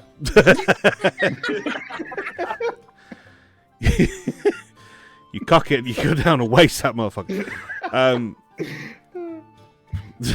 That went dark quick. Sorry. No, that was me. That was you. So you pull out this like it's like a. When you were scrabbling through the cave where the carrion crawlers were, it's good to have like dust or rock dust in your pockets because it's something you can throw at people's eyes to make an escape. So you have this on you already. And it's not in like a pouch; it's just wrapped in like a material. So you sort of pick it up and you look at the bag that the kid's holding and just sort of guesstimate. Yeah, that looks pretty much maybe it's the same. And you manage to hover, but turn off the sound. So and now you just float down like a ghost behind this kid. You sort of look up at Virgil and give him a quick wink because he now sees you. And then you, getting the golden idol off that plinth, you just pluck the money bag down as you place the patch of cloth into his hand, and the kid has absolutely no idea that it's been taken. So you now have a pouch of 100 gold. As you reascend back up. Nice. And I wasn't trying to push for that. I literally just said the kid goes past. You did the rest. Bird and Isha are just like, man, that kid was cute. I hope. He really deserves like a better life. He's got his whole world ahead of him. Success. We're pushing him in the right direction. If he has no gold to give his dad, he's going to have to talk to Hylia. That's true. Well, it's either that or alcoholism. Yeah. Fair. Anyway, moving on. I was So I come afraid. back. I was afraid you were gonna have the kid try the fire whiskey, and I was like, no. I quickly open the bag, kind of digging through. Yeah, it looks like I got like 100 more gold. So we should be okay. Weren't we pretty close to where the boat was being sold? So wouldn't you? Yeah, you saw the child. You're Well, you're about. No. But I'm wondering, would it have been easier to just see Isha and Bird around the corner and go get the rest of the money? Opportunity arose as he came past. He's a, all 350. the man's a thief. I'm good at one thing. Let the rogue do rogue shit. Robbing children.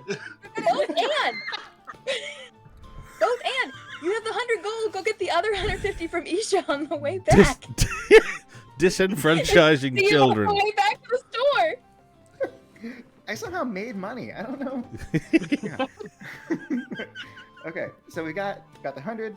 So I've got about 200 gold on my person right now. Technically 201. Oh, and 40 silver. So that's also something. So 205 gold, roughly. So, okay. I need a diamond worth 50. So do I. You need a diamond worth 50. Yes. And then you want that other gemstone worth 100. Yes. So that means we've got 5 gold left. I have money. Except for, oh no, yeah, you have money also, Ellen, right? I've got 10 Okay. gold. I You got have. 10 to go for it. Okay. 10 gold. 10. I have. Elowen has 75 as well. I have 100 gold. Oh. Okay. Just like there was 300 gold in the chest.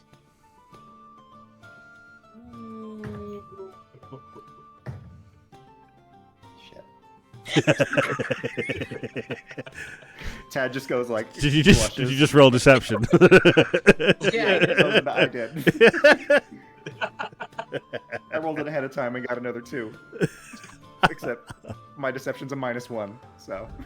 Oh. When are you gonna learn? I see everything. That Let's go echoes. shopping. Let's go shopping. Tad time. Hats, All right. diamonds, 2 can we diamonds, find- gemstones, 4-leaf clovers. Hey, And Meta, incense. real quick. Did you even ask if they have these items? They haven't even got to the shop no, we're yet. like saying, hey, I was we're gonna gonna say, look if you for... asked if they, what if they don't even have? We're this making a list. Sure. Oh, yeah, this And is just checking a it shopping twice. The shopping list We're on the way making a up list the before hill. we go in. list. Yeah. So there's Yeah, no the shopping impulse list. buying. That's Yeah. right. Because we So- only have exactly 300 gold and exactly Finding- 75 gold. I Right? have 200. I have just 50 of it's my personal that I'm just very nicely giving. It's all 50. So Okay. generous. Okay, so gem and like magic supply shop ? Is it something that would Okay, be... well, you approach this building that basically apparated into view. Right. So you have possibly the inkling or possibly the idea that it may contain have something magical. Fair. As you approach this structure of these like twisted vines and branches and pieces of fruit hanging and flowers, the flowers are still growing, but at a rapid pace. As you approach, it's like just popping into view. They make a little like as they start growing. As you walk in, there's like a veil of like willow branches in front of the doorway. That as you approach, it just sweeps open. And as you walk inside, the area is pretty much what you would expect. There's on the ground there is like a very mossy sort of earth floor, very clean, almost like if moss was astroturf, like an on playing field and things. Very well kept, very well tended. But that just turns into the inside of what you saw on the outside. It's just this domed thing full of vines. On the inside, you see that there is just a small, very beautifully carved wooden desk, but it's not a very angular shape. It's just basically sort of like a piece of driftwood has come in, and then this thing has just been carved out of it. So it's got very flowing lines to it. Very nice thing. And standing next to that desk is, when you see it initially, you instinctually take a hop backwards, because the last time you saw something like this, it tried to kill you. You see a stunning, absolutely stunning, very tall, pointed-eared dryad. Standing there, she is literally made of the same structure of the building she now stands behind, but when it gets to sort of just above the waist, there is an elven form that comes out of these twisted vines. Very young featured, white haired, that flows behind her, almost like ethereally just wafts in a wind that's not even there, it just moves. And she stands there, hands clasped. Her nails are very, very long and painted green. And she just stands very, very tall. She's about maybe 6'5", this woman. She's huge. Next to her, on the desk, there is a raven with one eye that is normal size and one eye that is massive. on the other side of its head. It's got a long beak that's a little bit crooked, and it sort of just hops along the bench and just looks up at you. As this woman just like almost she's like she's in a trance. She just sort of like just comes into consciousness and just says, "Welcome. How could I help you?"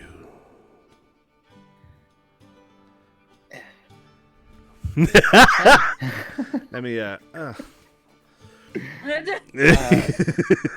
Tad is going to reach down to the moss and cast Druidcraft and create a small blossom of like a lily.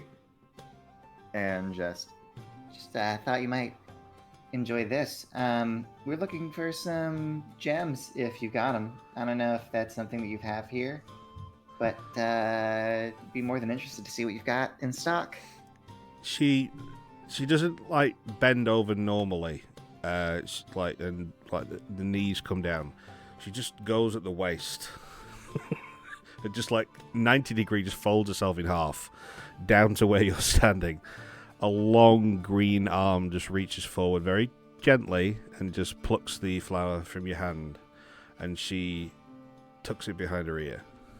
And she looks down at you, and she, Elwyn and Opal, are you in the building? Mm-hmm. Are you next to him? Mm-hmm. Yeah. The dryad looks down at both of you. Opal, she looks at you and she just says, "Sparkles. I like it." As you can see, your component pouch just like giving off that little blue glow in the pocket. She looks down at you, Elwyn, and almost like a throwaway, as she looks at you, and then her eyes immediately go back to Tad because he's doing the talking. She just looks at you and says, "Your radiance," and then back to Tad. "So gems, you say?" And she reaches up her finger and clicks, and the entire walls of the inside of the barren shop, you've not seen any wares at all, gems just appear. There are sapphires, there are rubies, there are diamonds, there are, not perfectly cut. These are some of the raw ones, but on the other side, they are princess cut along the walls. Sorry, I'll let you deal with what has happened. Oh, all the animals want love. I hand my gold to Tad and run out of the shop as quickly as possible. Oh. I'm out. I'm out. Okay. Yep. Opal kind of looks and then I go find me a hat and just run and I go back to try to find Isha and burn him out. I'm not gonna be around that lady. Okay. So you see Elwyn just peel off. Okay. That was unexpected. Deuces. Deuces. I'm out. I gotta find her a hat. Okay. I'll help you, Tad. Okay. Thank you. Gem-wise, so we have a certain amount of gold to work with. Would love to find 2 diamonds about this size. And then you needed something else. I need a gemstone, an expensive gemstone for a heart. And I pull out my clockwork. I need the heart. The dryad just reaches down. No, doesn't take it. She just sort of the eyes are they're opaque. It's just one color. It's almost like at the minute it's like a they are like a light green, but if there was like a golden shimmer that came through it, and you see that brighten slightly as the clockwork creation comes out, and she bends over again, and just sort of like, she doesn't touch it, she just hovers her hand over it, and just says, "Yes, this needs life." And she reaches over to her right, and just beckons her fingers forward like this, and 2 gems that are perfectly the size that you want and need just lift off the shelf and just float over, and then just hover in front of your eyes.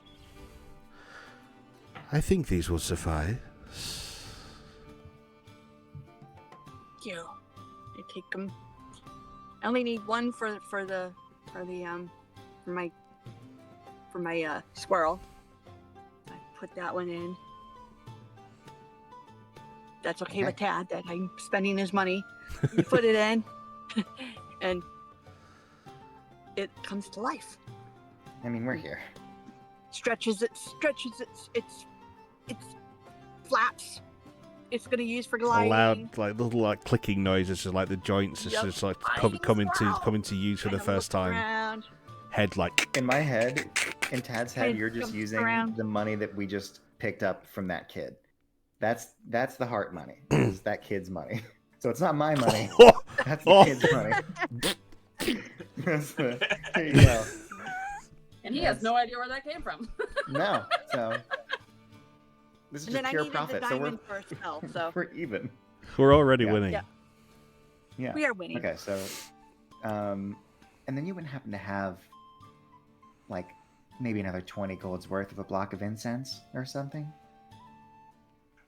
She picks up what is not a skirt at all. It's just like the lower half of her body, but it can be grabbed and like waved, and then it just snaps back into place.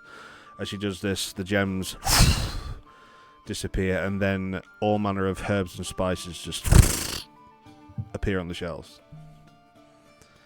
Do I see anything that like, because like incense, yes, I'm getting for sure, but also just in this array of fantastical herbs, spices, do I see anything that like I'm familiar with like home cuisine energy, or is it like spices you would find here? I'm trying to think of like, make a perception is check. it- 5. Well, real quick. No. That's it. it's just Cool. normal Cool. normal fare. Normal fare. Cool. Sorry. No worries. Oh, boys. Nikki, you Is should. there any 4-leaf clovers in the shop? Like, True. Well, as part of the shop, yes. make a perception check. Yeah. So I'm gonna buy 20 golds worth of incense. Easily done. Just to have. Again, my she inventory. No. she floats it over to you as the sticks are just there waving. She just wraps a little bit of a Roll ribbon. an 8. 8. Okay. You see leaves that as you look at them from a distance, because of your small stature, you can't really see the ceiling all too closely. They may look like it might be, but on closer inspection, when you get closer, no, it's not the right leaf. Okay. It's not the right leaf. Ma'am, do you by any chance have 4-leaf clovers for my friend? She just smiles and and says very very matter of factly, I thought you would understand that by now how this place works. And she waves a hand again, and the spices disappear, and all manner of flora and fauna arrive on the shelves, and you can now see at your height there is a nice sprig of 4-leaf clovers as she again extends her right hand and she floats it in front of you and just makes it hover. Thank you so much. And I grab it, hold it. You're very welcome, my dear. And then the How much rate for that? You are so pretty. thank you. How much for the clovers? Let's call them 3 gold. I'll take 3 gold from my money and give her 3 gold. You see the raven now, who disappeared off out of view for a few minutes, but now pop back, and in its beak there is a sack, and he looks over with his one eye massive and one eye small, and just sort of like shoves the sack towards you as if to say, "All right, put the money in here." Yeah. 50 diamond, 100 gemstone, 3 there, and then I have elements. So including Elowin's gold. I'm down to 81, which we started at. Yeah, so we're good. We have enough to cover it. So you still have hat money. I still have 81 gold worth of possibly hat money. Yeah, we'll see how the day takes us. And then, not to totally pivot, we wanted to buy some hats. It doesn't feel like that kind of shop. We can go find a guy. I know you seem like a more magical, unique, wonderful, really, really impressive, really nice looking shopkeep. So it'd be nice. Yeah, do you have hats? I look at Do you Tad make and go, hats? of course she has hats. I just would love to see some hats. Oh, ye of little faith. And she clicks her fingers. You never know. Flora and fauna disappear. And then a massive array of headwear now appear in front of you of all different types of bonnets and large brim hats. There are the hats very similar to what Hylia would wear. There are small bonnets. Oh, yeah. There are bowler hats. There are top hats. There are all sorts of hats. Amazing. I am specifically looking for a hat that looks like, if not an exact match, at least a sibling to Hylia's hat, but in Elowin's like color scheme for her whole outfit. And then for Tad, he's looking for just a straight up tricorn, like old school classic situation. Like a brown leather. Mm-hmm. Yeah? Okay. Do you say this out loud, or is it's just what you're looking for? You say this out loud. I'll say it out loud. Yeah. Okay. So as you say that to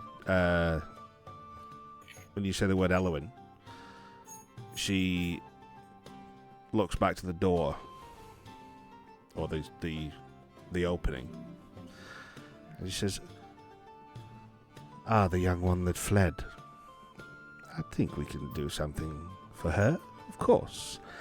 And she starts to wave her fingers around in a circular motion, and no hats move, but some thread starts to appear from within her robes, and the hat starts to appear and knit and thread in front of you until you see this like a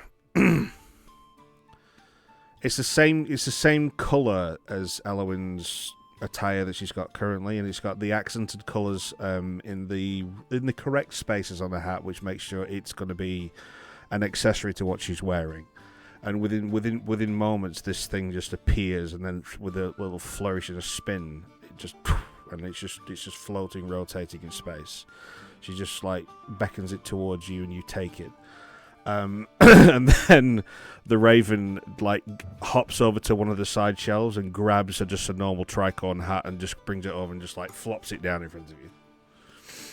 Perfect. She looks. What would She looks down just briefly, and also she says, "I hope she likes it, and please tell her I meant no offense." I'll let her know. She's, I think, a little sensitive about certain. Well, it'll be fine.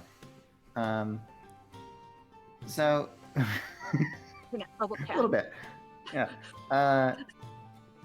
What would Ishan Bird want? What hat do you want? You need to get a hat. Something blue? White?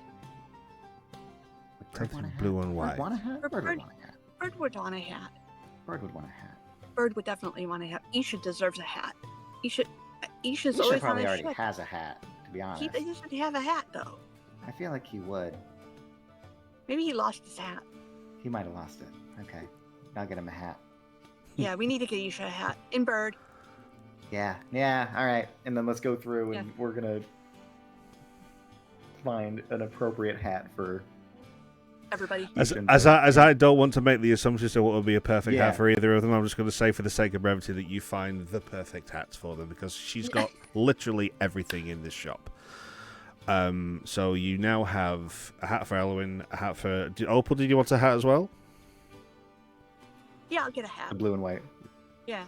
There's a blue there. As you look up on the left hand side of the shelves, you do see this very cute, like almost like a blue and white bobble hat with like long tassels down either side. Yes. Yeah, she floats that That's down. my hat. That's my hat. She floats that down for you. You can take it. So for all the hats, I'd say it's going to be 20 gold, even for the one that she spun out of thin air for Elwyn in total. Makes sense. So cool. I love her. Okay. I love her so Done. much. Ted, is that all? Is that all we need, Ted? I think that's all we need. I mean, Music kid. He's like every time. Every time. yeah, we got the gems, we got the hats, we got less. I Yeah, have a new no, I can't spell I think of want any to try, names. but it's scary. Oh, what? Okay. Do you need So we'll- something for it that we can buy? No, I have the diamond now. But I've never Oh, done it okay. before. Yeah. Fun. No, listen. I'm doing this. This is gonna be great. We're learning. Okay. This is gonna be okay. awesome. Okay. Okay. Cool. Let's. Yeah, I guess that's it. I guess we can go. Unless I Okay. can convince you to come with us. I'm gonna hop up on the car and give her a hug Make, before I leave. make a persuasion check with disadvantage. With what? No, it's for Tad. Oh. He's trying Okay. to flirt. Since I already have disadvantage, it would be funny to give myself double disadvantage, but I already only rolled a 3 and I have a -1. So I'm just 2. She Oh my just God. looks at you with a very nice smile on her face and just says, "Darling, I'm very happy where I am. Thank you." Darling. I just hug her. No, it's all right. You're wonderful, and I walk out. She Just kind of says, "Thank you." sing. Do you leave the My show? wrist. I shuffle out. Yep. All right. And I've got like everybody's hats except for Tad's. I forget my hat at the shop. No. You go back.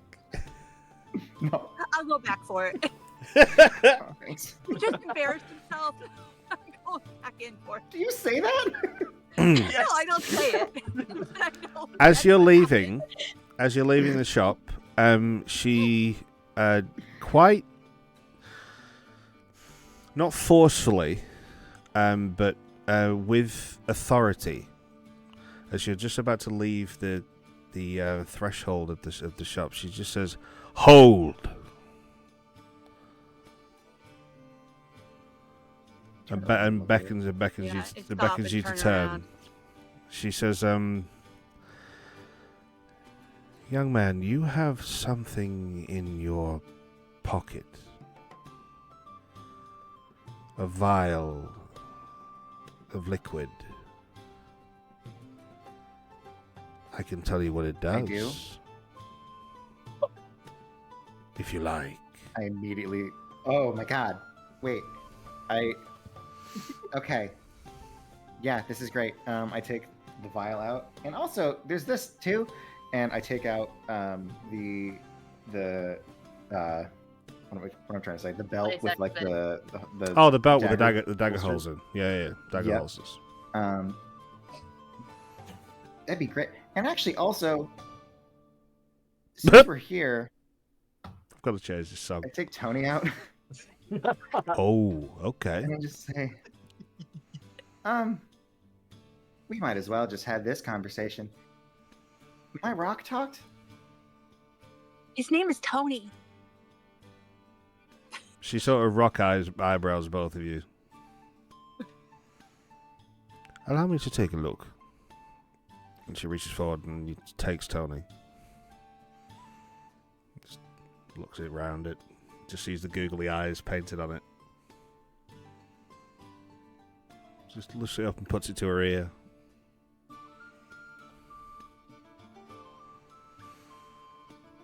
I think you've had some wild dreams, young man, but I'm not getting any sort of presence from it myself. All right. It's okay, That's fine. Dad. That's a shame. Maybe look, it's been a rough couple weeks, so maybe it's just that. Okay, and then we have this vial, and then this belt I found that was in a treasure chest. So I feel like it might be Oh, more close notes. to one. I need to get some more notes out. 1 second, please. Y'all making him work today? Good. Yeah. Oh, this is my job, man. This is my job. Ba-da-ba-ba-ba-ba-ba. Go to Shanty Isle, he said. Explore, he said. Go We haven't even gotten on the go boat go yet. go We shopping, haven't he even said. gotten X. Oh, We haven't taken a break either. It's been almost 3 hours. This is amazing. We're buying hats. Yeah. Okay. Love There we go. This day. Right, I've got it. So, first of all, she takes the potion, and she unstoppers the cork, and just like, do you remember Anne Hathaway's performance in Alice in Wonderland, the Tim Burton one, when she played the Good Witch? Mm-hmm. When she used to sniff those potions and almost like throw up in her mouth. Yeah. You see one of those sort of reactions when she sort of gives it. It's this quick like, what? And then she's perfectly like ethereal again. So she stops the bottle. She passes that back to you, and then she says, "Yes, I know exactly what this is. This is a potion of speed."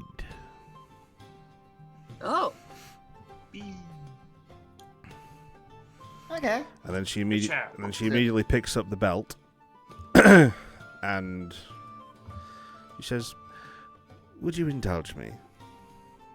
And she puts the belt on, clasps it in front of her, not on herself.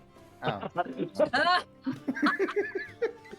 Dad was so excited to get like a pseudo hug from her. That's the two, baby. That's the two. leave it. The arms just go down so slowly, as if you like you can't see these arms moving. They're moving far too slowly for your eyes. Right. So yeah, she clasps the belt round her waist, and then she apparates a dagger in her hand. You just see this dagger just appear, and she looks down at the raven next to her. She says, "Mad Eye, go to the other side of the shop." And he Mad Eye. hops over to the other side.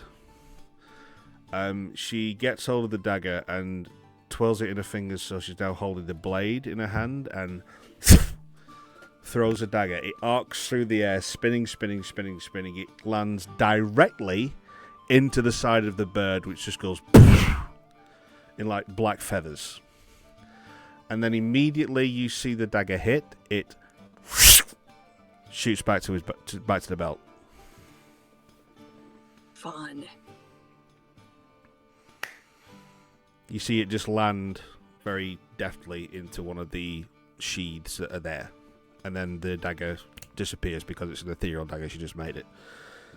So she takes the belt off and hands it over to you and says, "This is quite a lucky find, young man. This is a belt of returning." I'm just gonna put this on. Your bird. Oh, nothing. Your Mad Eye. Nothing. He's fine. And she just clicks her fingers, and it just goes on her shoulder. He's familiar. Oh, good. I'm just. Cool. Yeah, I put my daggers in the sheaths immediately. That's so sick. I just. So you've got a Vaxel down blinkback belt. Oh. So you Oh, throw your man. daggers as much as you please; they will always return to your side. Oh. With that scream of joy, we're going to go to a break. What?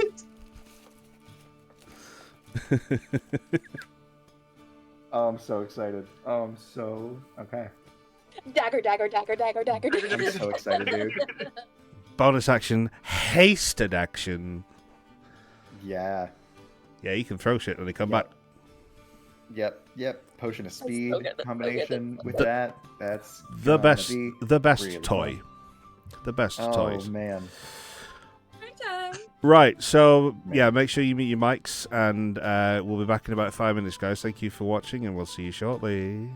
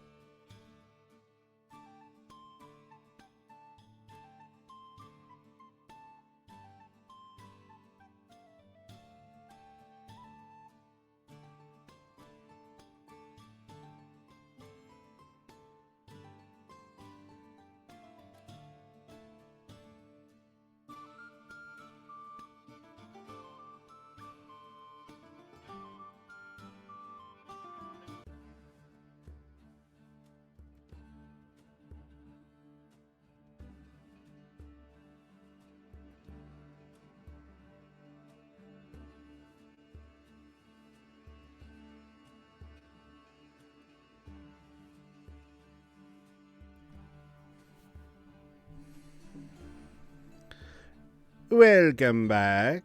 Are we all here? Yes. Marvelous. Yes. Marvelous. Yeah. Right, I've changed the track, so hopefully we won't keep getting that crescendo accent. The little It's crescendo. so good Yeah, though. it's So perfect. I know, but it just started to get a bit ridiculous. Hey, when it hit right, hit right, but it's probably never going to hit right again, so I'll change it to something else. Right, okay, so we have hats, gems, clovers, and also new magical items that are rather special as well. I got a squirrel on my shoulder. You have a squirrel on your shoulder. Yes, you do. And it's a flying squirrel specifically. She has a name. Okay. Her name is Rocky.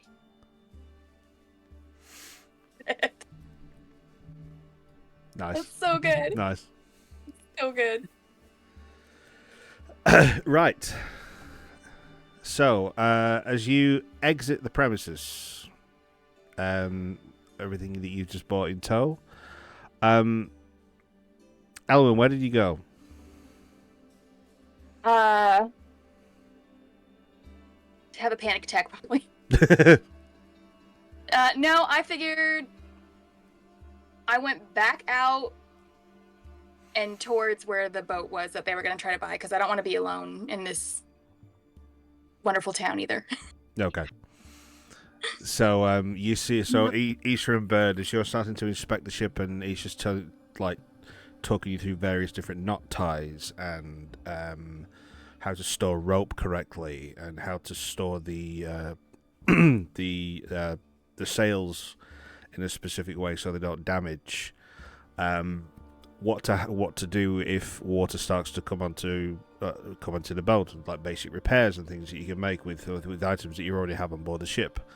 The fact that you do have oars as well, that if you if the keel breaks on the wheel or something, you can start to guide the ship with the oars as well. It's taking you through all these different things, and you see Elwyn start to approach rather rapidly, with a calm-ish look on her face, but not quite. Hi, did you guys buy the boat? Yeah, there was a cute little Cool. blonde. Is there a kid. spot where you could be And on the boat and nobody can see you at all? There is. It's storage. Where is that spot? I don't think you're gonna fit. Are you sure? It's important. Are you okay? Yeah, I always like to go into confined spaces away from being perceived by others. Elwyn, do you want to talk? Come here. And I kind of pull you aside, and in Bird's inventory, I have a costume, so I will give her Okay. a Okay. new fabric or dress or something. Perfect. Yeah, just the store lady said something that she shouldn't probably know to say to me, and it freaked me out a little bit, and Okay. yeah, I think I just want to, and then like she kind of realizes she's with Bird. And she stops and looks at you and kind of like very calculatingly goes through a decision of like, am I going to trust this person or not? And I think it's pretty clear on her face that she decides it's worth it to go ahead and try to trust you, because there are 4 other people in this group and she's panicking, and just see where the chips fall. So she takes the costume and puts it on, and sorry, what did you ask? What did you say? I know you seem a little secretive. I was secretive, and I tried to talk, and had things happened. So if you want to remain secretive, that's fine. But like, That explains a You're- lot. That explains you're- so many things. You're perfect. So like, do what you need to do.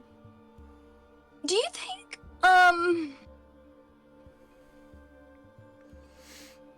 do you think if someone in another part of the world was looking for somebody, do you think they would ever think to look in a place like this? This aisle is small. It seems small. Uh-huh. It seems like people pass by. Okay. So you're probably cool, but I probably should. Orstance is pretty big. Orstance is like I really would've big.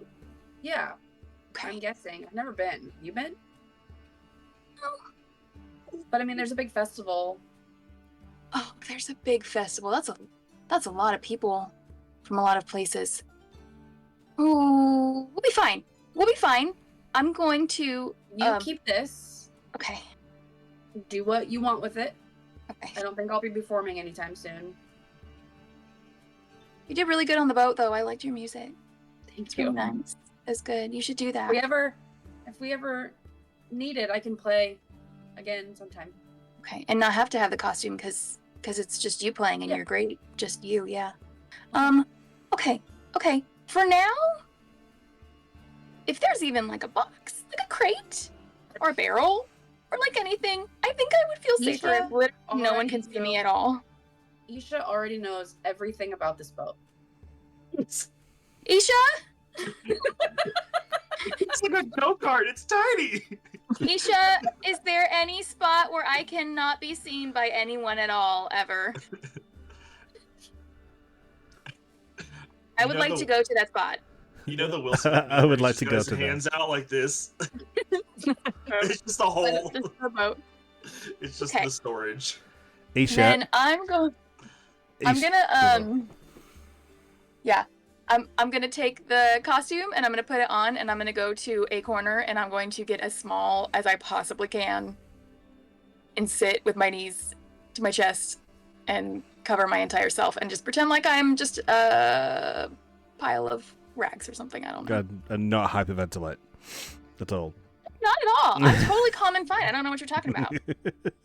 Okay. Oh, it's fine. Isha, as you like sort of like adjust the piece of wood that you've found that can sort of like just abscond her a little bit into the corner. Thanks, Isha. Your left hand starts to get a bit warm, and then a mote disappears from the palm of it and hits the deck as you cast Firebolt onto the boat.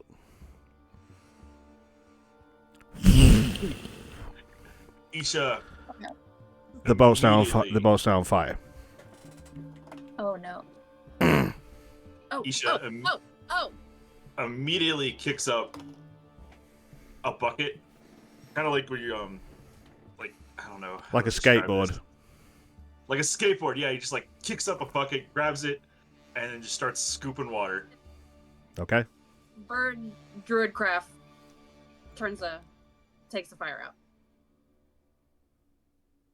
Like looking from my little Like extinguishes the fire. hole in the whatever I've got over me. Just eyes coming out. And I go, Isha, hey, are you good? In the Druidcraft it says fire play, you can light or snuff out a candle, torch, or campfire. Okay. So- Okay. So Bird I was just checking Oh. through it. That's all. Right. So Yeah. as Isha, as like methodical and straightforward as his mind works, he kicks a bucket in a really cool way and runs to try and get water. And as he turns round with the bucket, about to throw it, you've already gone, and the fire's out. As Isha throws the bucket of water, which partially goes over you and the slightly like hidden Elowen Yeah. in the corner as well. That's fine. It was hot. What happened? I'm gonna like reach my hand out from under the cloak or whatever it is and pat the deck next to me and be like, Isha, come sit. Come here. Come Isha here. is just gonna stand there, like a deer in headlights. You can control flames. I can do that. That's just I'm a wood elf. I can just do little things. That's really cool. You made it. Are you okay? And she kind of reaches out to grab his hand. It's static electricity. Nothing to worry about. It happens on ships. Everything's moist. No, I'm just I have a question for the DM. Not a good enough reason to use moist, by the way. I have a question for the DM. Yes. Hard disagree. Perfect spot. Perfect. Never. When we were at the end of last session, Isha had some kind of energy that made his eyes glow and then traveled through him and then went into Bird. We had been right behind him because he made so much noise. Would I have seen with your or recognized? With your crazy eyes, yes. Yeah. With your 20 passive perception, you absolutely saw that, and you recognized something that was remarkably similar to yourself. Okay, so I'm gonna pat the ground next to me and tell Isha, just come. Can you come sit with me for a second? I want to be a good friend, but also I look like insane because everything's covered except my eyes and my little fingers. and hearts are emanating out of her face. And my fingers from underneath, that's just patting the deck next to me. I should get Apple to sponsor this.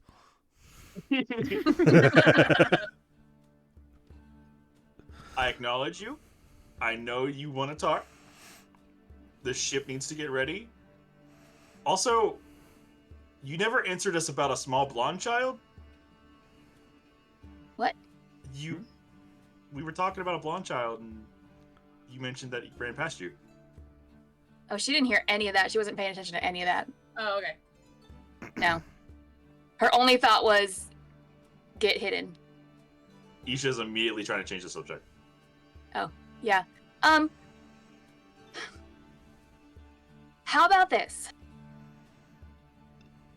Let's get the boat ready. And when we're both not having, psychological trauma, we should probably talk about something. But I'm not mad at you, and it's okay. And you're fine. Okay. When the group gets here, we need to name the boat. It is bad luck to sail on an unnamed boat. I think that's a great idea. Do you want to have some kind of blanket or cloak or something and put it over your head? Because it actually feels really nice in here. Nobody can see me, and I feel a little safer. I would recommend it. You don't have to sit by me. I feel better when I can see the sky.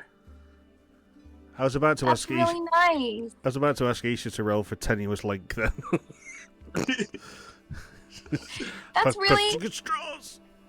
That's really nice.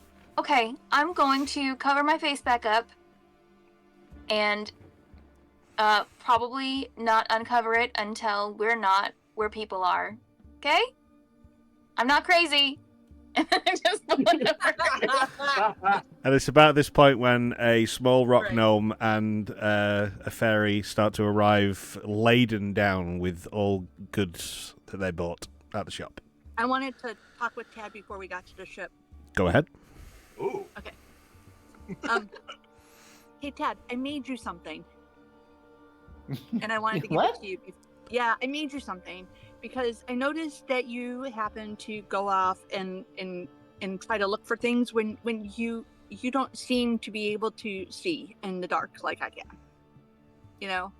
And you seem to be our scout type person, you know, you kind of go off and you look at things and you can't really see in the dark. And we keep having to give you like glowy stuff, and that kind of draws attention to people sometimes. And we seem to be in kind of difficult, kind of dangerous situations. So I made you some goggles. You made me goggles? I made you goggles. They are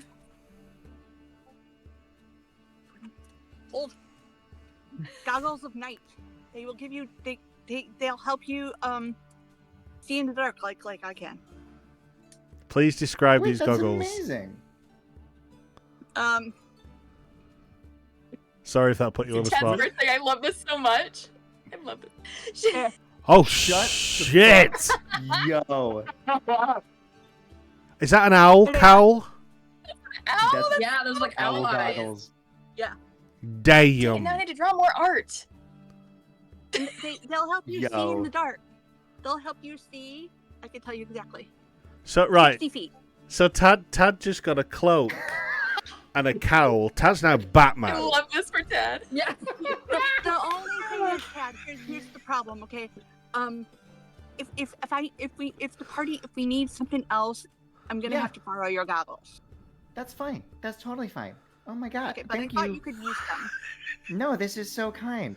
I've got my belt, I've got my goggles, got my cape. I've got my utility belt. I've got my utility belt, my cape, and my cowl. It's Owlbear Man. He's real. He's Albert. You just need a small orphan child to be your sidekick. Where's the kid? I just thought Where's Toby?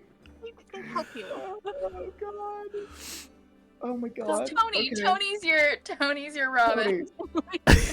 I'll make him a mask. Just put a Oh, just God. put a little black mask around the googly eyes. Oh, I'm so happy. Okay. So, as we walk up then, Tad's rocking everything. He's got the goggles on, little Albeak situation, cape, and just a bundle of hats. Just walking. It's like and it's so like excited. Danny Elfman music just appears behind him. And Yeah. I've got the hat on and a Da, squirrel da, on my da, da, da, da.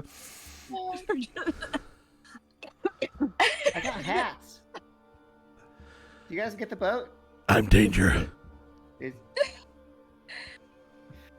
Sorry. the boat? Reach out my hand. Hey. And then just put it back in. We got you a hat. Ah, shit. Now I gotta come out. I want my hat. The nicely made you a hat. I can just put it. Is she okay? Just put it Looking at under Isha and Bird, and then looking at Isha and going, Comfortable. "Are they okay?" To Bird. The day just keeps on giving. We're good. I'll peek out long enough to take my hat from you, Tad, and go. Go. This is beautiful. This matches my outfit perfectly. I thought you'd like it. I'm gonna Okay. grab the hat for Isha, run over, Put it on and then put the pull him down, put his hat on. Back in the box. Yeah, and then Bird's hat as well. Just here you go. I got him. Got everybody. Thanks. I hats. didn't know I was getting one. Thank you, Tad. Yeah, you got a hat. There was a really hot dryad lady who was there. It was cool. He was so That's fun. nice. She was Yeah, she okay, had I guess. She She was killed a okay. bird, but then he came back. No, she was wonderful. I shouldn't project my own feelings onto her. She was great. Eloise, Yeah. Also, great. I tell everybody like, oh yeah, they identified this belt and this potion. Like, go through the whole kind of experience Oh, of what we she's saw so and what she was able to do cool. with like turning the whole shop into different product focuses. And We have to remember she's here. Yes. yeah, As I'm a gonna player, pop- I'm saying yes. Yeah, poke my head out again and look at Tad and Opal. Did she seem like the kind of person who, if she had information about you, she would use it for her own benefit? Or did she seem like someone that might just be chill and fine? Like maybe she has political connections or maybe she doesn't. From the 5 minutes you were in there, what did you get? yeah. did you- No, she with- feels like someone who knows like the truth of your soul, but Oh, like keeps to jeez. herself. You know what I mean? I God don't think damn she it. would tell anyone. Yeah, she's Okay. she's super fine. Well, yeah, but is she nice? She was super Yeah. nice. Yeah, no, you're fine. I mean, I hugged her and she felt wonderful. Isha perks up and goes, "Felt wonderful." like her vibe was really, really, really, really sweet. When you said that, Isha, you also just did like a double take, just really quickly, just down to Tad. Was like, have you changed your entire outfit? What? Yeah, just goggles. New belt, goggles, the whole thing's just. The fact I'm Are 2.5 those feet swimming tall with goggles? this look. What did you do? Okay, It is was a the big day shop for me. still there? Can we see the shop kind of from where we are? Make a perception check. Okay. Also, this is apparently a speed potion. This is like, I don't know. Got a Can we lot. use a boat? Can we give the speed potion to the boat? To the boat. 14. You look I out think in the you have to direction drink it. as to where the shop was, and you no longer see the shop. Oh man. I was gonna say sorry for being so rude. Okay, we'll I come said back. that already. You're good. Oh, thank you. I didn't say sorry. I said she gets sensitive. I hope that's the same thing. That's the same That's thing. very not the same thing. That's almost the opposite. That's like I'm not sorry ever because I take things the wrong way. She was very understanding. This is not the best day I've ever had. I go Isha- over and Isha hug taught me not- Ellen. We might have saved a small blonde boy. Oh shit. But yeah, there was a blonde child. He was the one selling the boat. All of this. We paid him the gold that Tad gave us. And then we convinced told him. him. Yeah, we tried to convince him to not go home because that sounded bad. Bad, like a bad, like, what do you mean? Like a bad home? Like, oh no, I didn't sell the boat. The dad's an alcoholic because he knows what fire whiskey is. Oh, by the way, I have fire whiskey. I'm done. I'll be here if anyone needs Tad, me.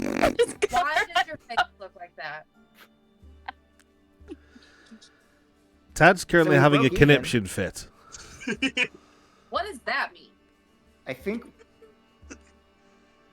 He stole the gold from the kid, guys. no, we got a free boat. I think I appreciate your positivity, Tad. Well, you know what? I still have the I bag. feel like- It was this bag.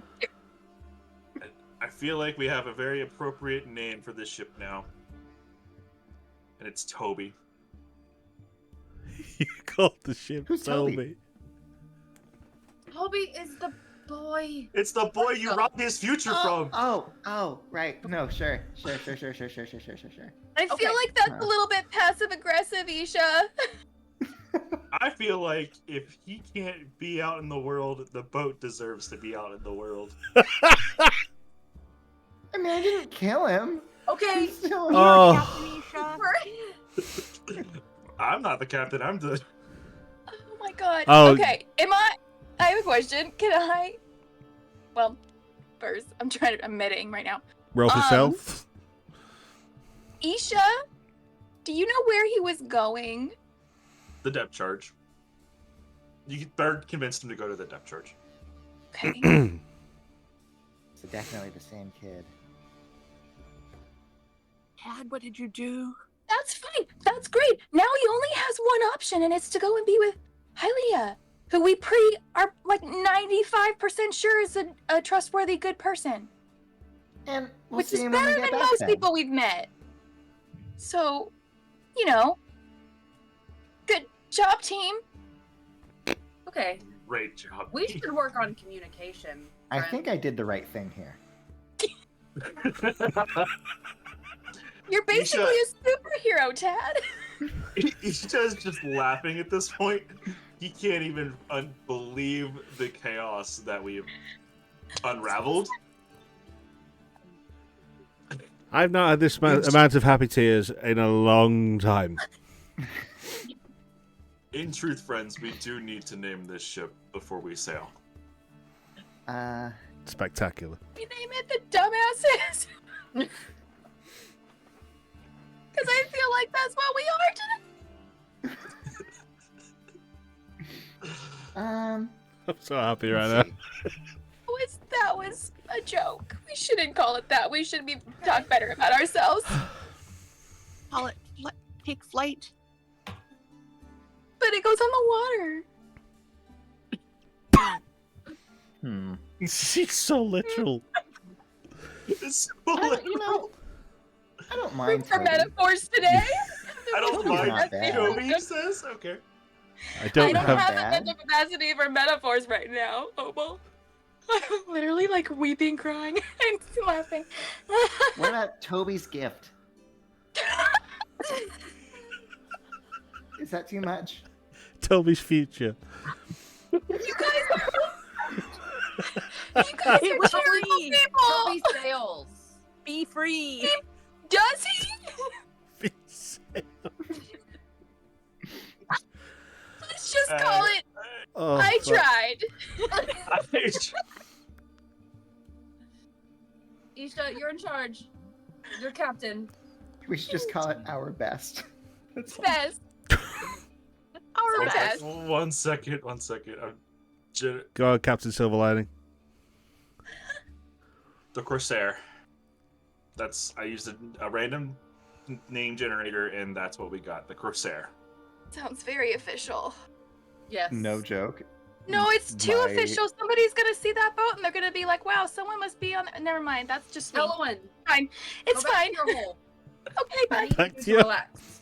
What were we gonna say, Tab? Oh no, this is Jacob thing. All my right. ship's name in my other D&D game is the Crimson Corsair. So this is a nice. Stop fitting- Oh, nice. Wow. Yeah, It's fate. Nice. That's I like it. incredible. I dig it. Wow. Already, Bonnie is now off Bird's shoulder onto the side of the ship, and she's started to scratch the Corsair Oh. into the side of the hull with her nails, and having an awesome time. Oh my gosh. Oh, Ellen didn't even notice Bonnie. She was How too much caught time up. do we have left? How much time has passed? Do we have time to do this still? You've only been this day's only It's been only like a an day hour. for like 2 It's hours. an hour, okay. It's barely like Longest day. it's barely like 11. You've had the morning, the entire morning to do all this chaos. Oh my god. So let's go. We sail. We sail to the X on the map because that's what We we sail. need to do right now. We sail the X on the map. You Yes. sail to the X on the map. All right. I just pull out more street meat skewers and just here you go. Uh-huh.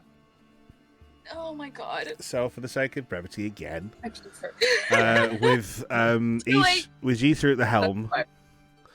you manage to navigate the boat out of the dockside, and then you start to eke your way round this not Anyway, too small, thank you, but not massive island. As you start to pass around the side of the island, you can see that the high rocks start to fall as you go towards the back end of the island, and they raise up again and they fall again. It's dense trees, just like palm trees growing over each other and ferns through the middle of them, and then there's weird vines that do the same thing. You can also hear the sound of wildlife living their best life in this thing. There are sounds that sound like the buzzing when Tad flies as well, coming from deep within the trees. And you swear that you sometimes you can see some of the trees just start to like move and shift as well while you're passing them by. But as you go round, you you make your way.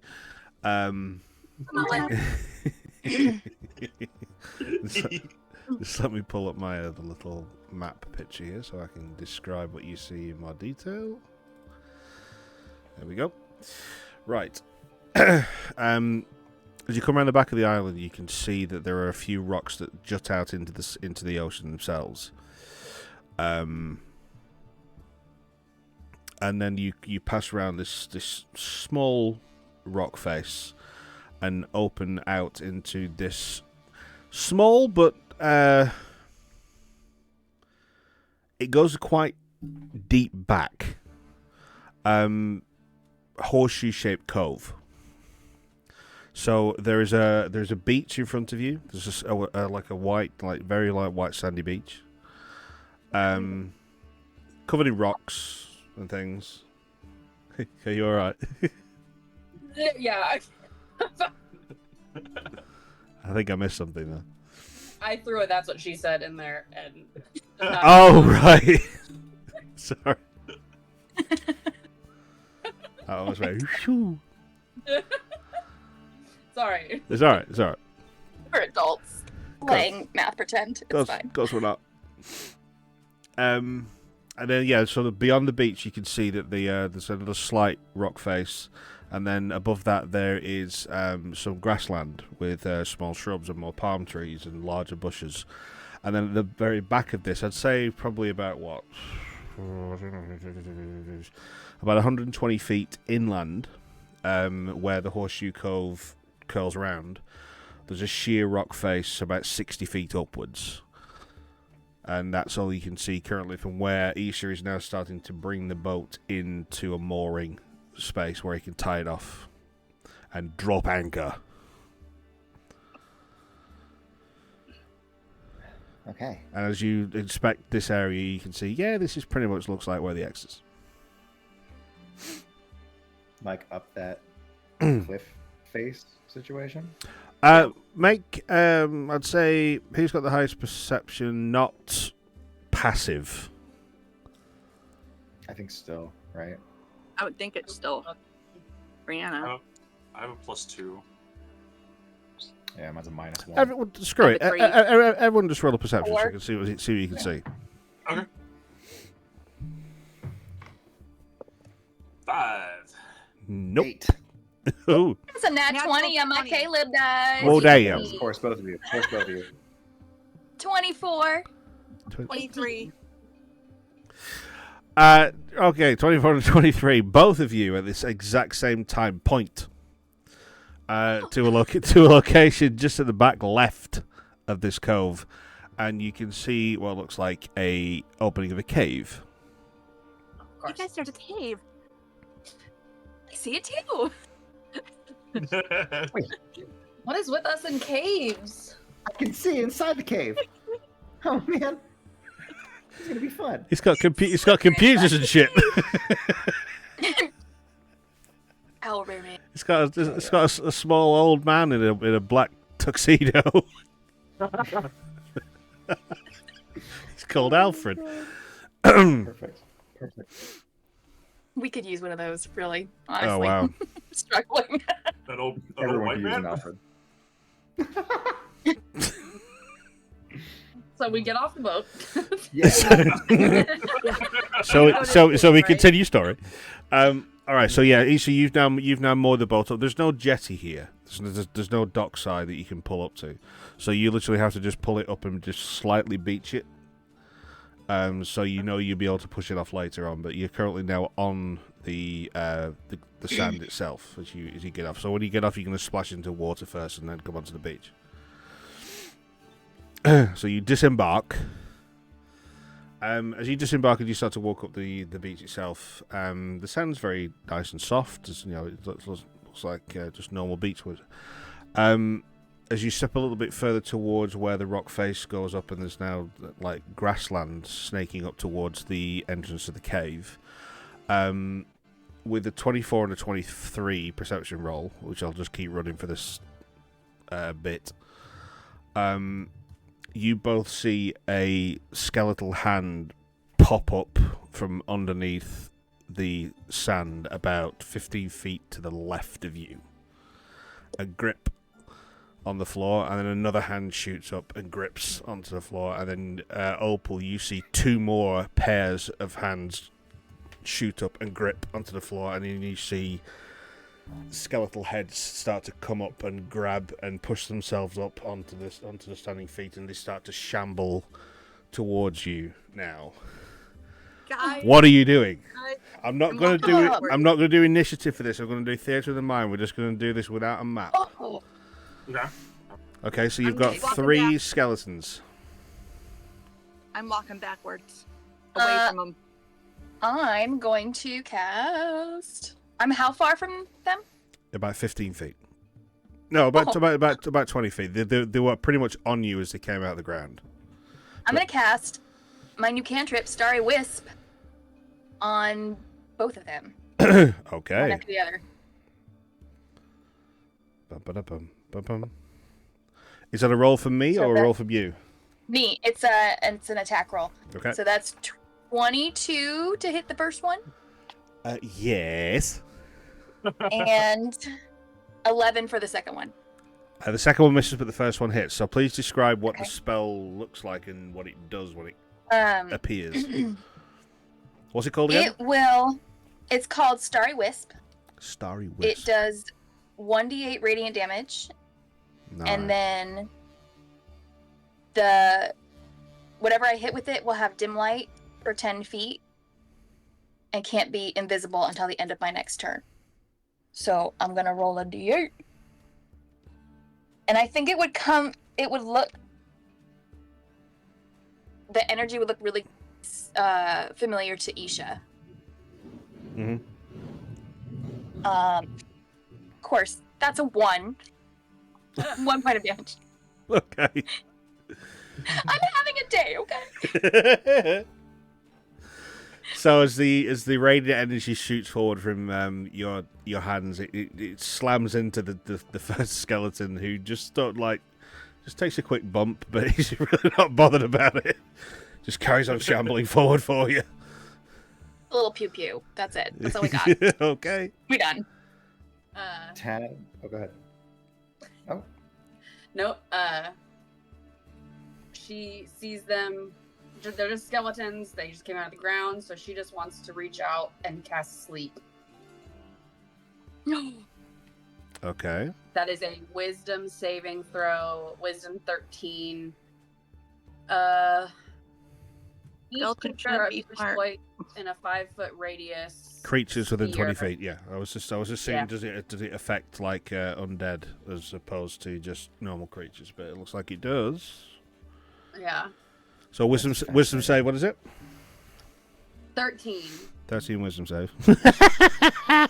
Okay. That's a natural 13 on the die, which is -1, so Okay. 12. Oh, shit. So that one fails, yeah? Mhm. What's Yeah. the number I'm looking for? 13? 13. Fuck. Alright, so this one, the closest one to you has just been hit by that radiant spell on his shoulder, just carries on going to you and just like, so it stops. Incapacitated condition until the end of its next turn. Okay. And then it can Can you repeat cast it on itself. more than one target, or is it just a single target? Yeah, each creature of your choice within a 5-foot radius sphere. So if they were 5 all feet. there, yeah. So you only get one because the other two were out of range. So one of them's asleep. The other two are still Okay. coming for you in a way. Yep. Right. Yeah. So one has hit the deck, unmoving. Not necessarily dead or dead again, but he's Yeah. If skeletons could snore, if he had larynx, he's making noise. Right. Okay, he's next. Tad is going to take a dagger out of his sheath, Yeah. kind of look around, put it back, and pull out the diamond that he just bought, and just say, "You guys want to see something cool?" And gonna cast Chromatic Orb. So the diamond is going to start spinning, and this purple beam of thunder energy is going to come out at one of the two remaining running skeletons. Okay. Go for it. It is an attack roll. So where is my d20? There it is. At disadvantage because I'm exhausted, unfortunately. That's an 8 to hit. Doesn't hit. Oh, All right. what a shame. No. So as the Alright. diamond spins and the purple energy starts to gather and crackle around the diamond itself, it's almost like the clouds just run over a little bit above you, and the light darkens slightly. You hear a bit of thunder in the sky, and then he goes out, and just flies straight past it. Just crackles and hits on the stonework behind. All right. In that case, I'm going to I'm gonna hide behind Isha, and I'm gonna bonus action hide. Okay, roll for stealth. That May I ask, how fast are these skeletons? Like, are they like struggling to get to us? No. They're comparatively the same speed as you. They're 16. they're going next. 16. Okay. You believe that you are hidden behind Isha. I mean, it's better than your hands. It's an upgrade. Listen, Right. These I guys. can't. These guys now have got within range of. I would say who's at the front of the pack. To be me. Not me. So Isha's had to be right behind you, hmm and who else would be at the front? Say. I'd probably be close to the front Yeah. because we were pointing Yeah. out where to go. Right, so one's going to go for Elwyn and one's going to go for Isha, as they see. As you shamble towards you, you can see they've got these rusty, shitty scimitars in their hands that they've seen much better days. But they're just going to swing wildly in your direction. The one on Isha is a 4, so that is not going to hit you. Nope. Nope. Double 4s. nice. Double 4s. Oh, we're not the only ones having a bad day, guys. This is Jeez, sister. Okay, you can go away, dice. Right, so yeah, one of them swings. They just whiffs above your head, nothing at all. The next one comes for Elwyn, and as he swings, the sword part of the sword falls off. He's now just got a handle in his hand, and that just slams into the sand next to him as he is like looks at it and just like cricks his neck back towards you and carries on coming. Okay, so who's not taking a turn yet? Opal? I haven't. Oh, Anisha. Like, Opal go. Oh no, I Uh, ran. Oh, she ran away. Okay. I ran. I went 30 feet as far away from those skeletons as I could. That Yes, was you my did. turn. Yes, you did. Yes, you did. Yes, you did. Oh, sorry. Okay, Isha, you're up. Isha's gonna be like one hand behind the back, the long sword in the other, just kind of like baffled at the shumbling skeletons, and he's just gonna do a casual slice and dice and swing at it with his longsword. Go ahead. Cool.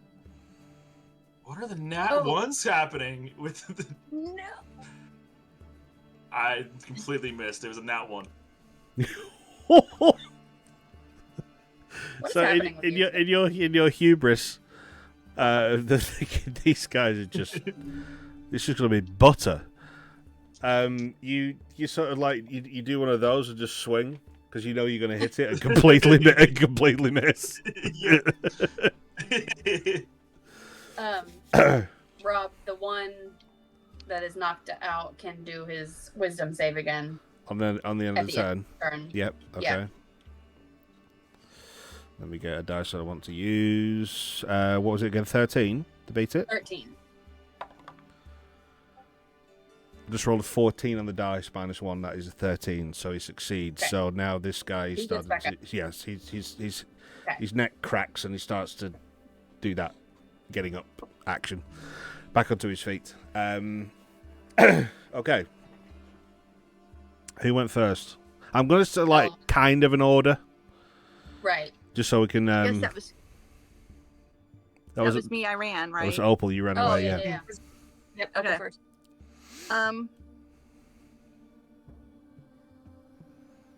I'm going to cast Chaos Bolt. I fucking love that spell. Just the name of it. I know, it's so great. Chaos great. Bolt. It's like something Marvel just made up. I need dice. Okay, so does it take it? Okay. D20 plus your spellcasting modifier. 7. Is that plus a modifier? Yeah. Ah. Okay, so what would you have chosen for the type of magic then? If you'd have rolled it a would've D8. been, I gotta roll a D8 Yep. to find out. Thunder. Thunder again. Thunder. Thunder Yeah, again. thunder damage. Oh. Okay, so very similarly, you just seen Tad try and he almost like beckoned clouds came on, and then they dissipated, and then almost like several seconds later, you do exactly the same thing. Clouds come over, and lightning starts to crackle around your fingers as you shoot out this thing, and once again it flies past the skeleton's head and crackles onto the stone at the background with a miss, unfortunately. But you maintain your distance, I would imagine. Oh yes. Oh yes. Oh yes. Okay. Okay. I'm a squishy. A sensible squishy. Right. Okay. Who's next up? Was it me? I think it was you. Yeah. I think Yeah. so. Yeah.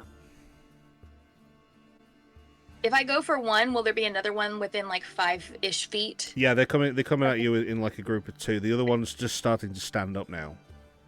Then I'm going to attack with Dawnsong, and I'm going to try to do a slashing flourish and get 2 of these mofos. Okay. So, I am going to roll my Binspo. That's a 4. Okay, I'll put that to the side. That is 16 to hit, the first one. Yep, that definitely hits. Okay. So, that's 1d. That is 8 points of damage. Okay. Yep. And then the other guy takes 4. Oh, wait, no, that's 12 points of damage for the first one and 4 points to the other one. 12 for the first, 4 to the other. Okay. Describe how that flourish happens, then.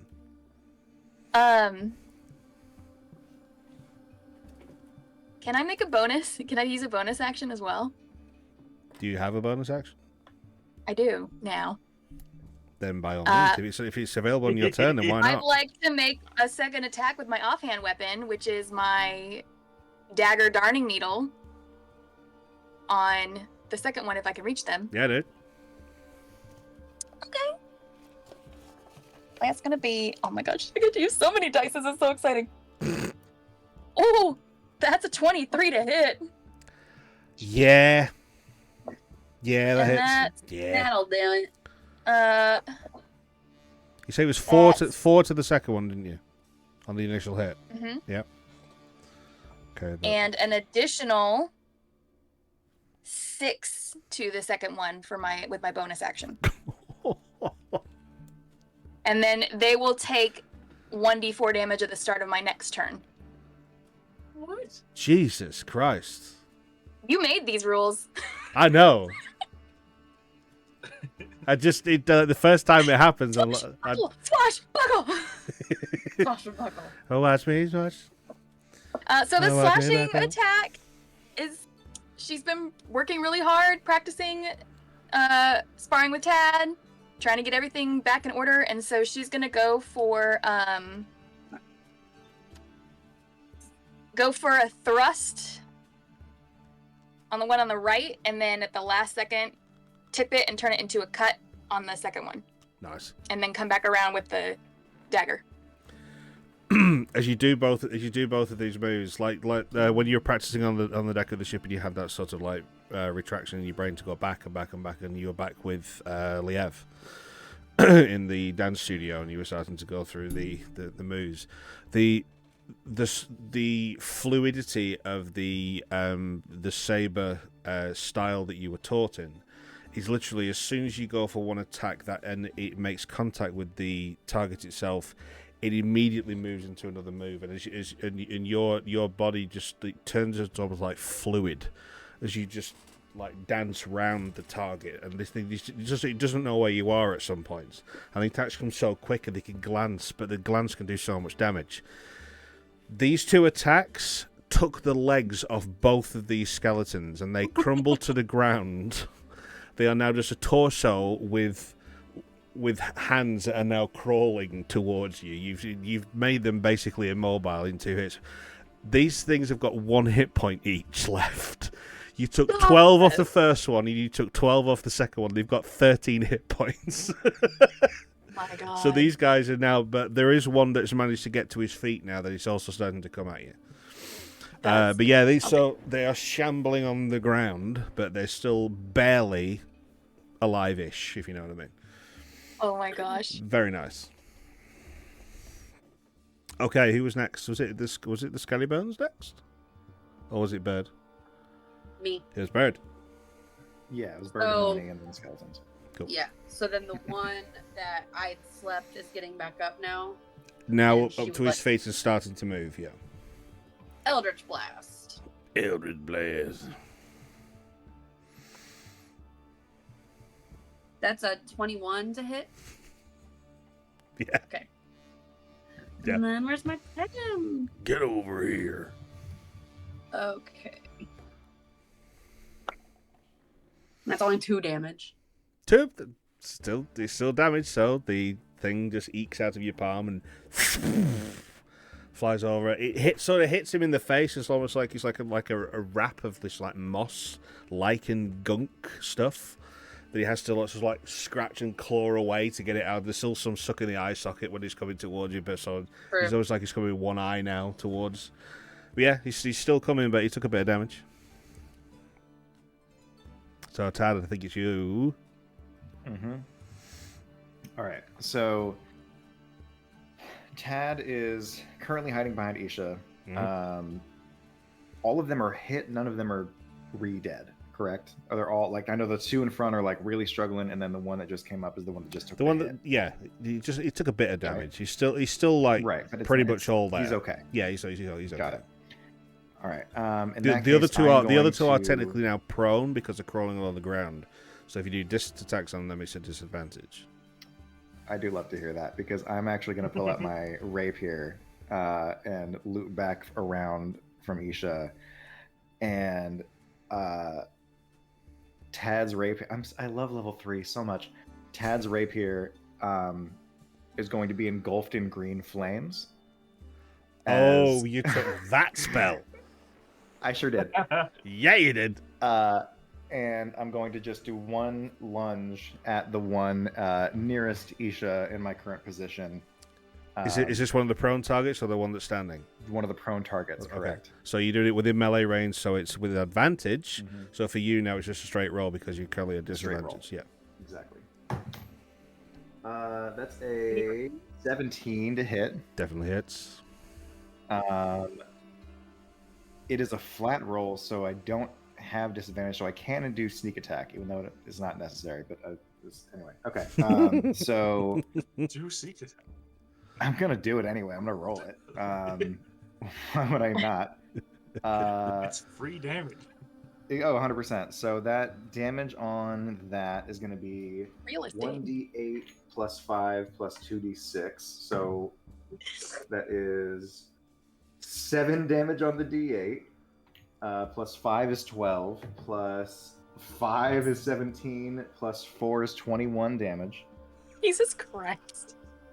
And then the magic of Green Flame Blade is that the green flame bounces to the nearest target, dealing an additional 2 fire damage to that target, which is Let's go, Blade Bros! the other prone one. Yes. So. Ew.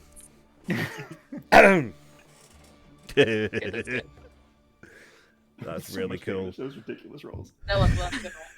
21 damage to a 1 hit point enemy. Yeah. Brilliant. So yeah, as the blade ignites and this emanating green flame just starts to wrap around your rapier, the 2 things that are crawling on the ground that are like maybe like 3 feet from you now just sort of look up, see the blade, look at each other, look back up at you again, and just sort of just give in to it, and then just sort of like sit themselves up in the thing and just allow like it to happen. just offer you their neck as you just behead the both of them. And the skulls just toss to different sides of the beach and just slam into the sand. The rib cages fall and crumble into like dust and ash. It's just. If I'm standing right there, still with those two guys, I'm gonna see Tab with his overkill, and then just look over and be like, "Yeah, I'm working through some things too." So the bones are just just licking with green flame on the floor, just until they dissipate. Amazing. Very nice. I'm then going to. How far? The other one is like 10 feet away. Yeah, maybe? he's getting close. I assume.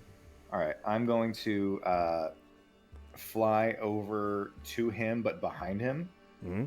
Like I'm gonna go over, get in melee range, and land directly behind him. All right. And I'm gonna bonus action. Are you gonna cunning action? Oh. No, there is no cunning action dodge. It's a monk thing. Okay. Yeah, I guess nothing, because it's just either dash, disengage, or hide, and I'm not going to do those three things. So I guess I can bonus action disengage. Sure. Disengage? Okay. Action economy. I don't know. No, I'm staying there. Well, you got within melee, and then you want to disengage. So do you want to stay there, or do you want to go back? Oh, no, I'm staying there. No, Staying I'm not using it. I'm just action economy. All right, yeah, fair enough. Okay, so you're now behind the one that's going towards the rest of the group. Mm-hmm. Okay, who was next? Was it Isha? Skeleton. I was Skelly Bones. Skeleton. He was Yeah. Skelly Bones. So he's currently coming for. Just trying to get the map in my head. Bird. So with his movement, he can definitely get up to where you are. So he's going to take a swing with his sword. But when he leaves your melee, you get an attack of opportunity against him. It doesn't matter. Unfortunately, you whiff it. As he goes forward, as the skeleton goes forward, he stumbles over a rock and just like ducks down as your rapier goes just over his head. So he does manage to get the attack out onto Bird, which was a natural 18 to hit. Oh, that'll do it. Okay. So this is 1d6 plus 2. That is 6 points of piercing damage as it comes forward, well, slashing damage. It comes forward and cuts you across the front. Gouts of blood just start to come out the front of you as he sounds out described. Making horrible noises. That's the end of his turn. He can do nothing else. Isha. I go up and just take a swipe with my longsword. Okay, go for it. Since he's distracted. Please don't mess with me, D&D Beyond. You got this, I believe. A 10. Total. 10 total, yeah. Misses. These things actually have a little bit of armor. I don't understand how. Just shambling messes. Yeah, no, you whiff it again. You think surely it can't happen twice when I put my hand over my eyes, but unfortunately, it doesn't work. Hubris. My hubris. Okay, yeah. So you whiff it again. You don't have a bonus action yet, do you? As your character, I don't think fighters do.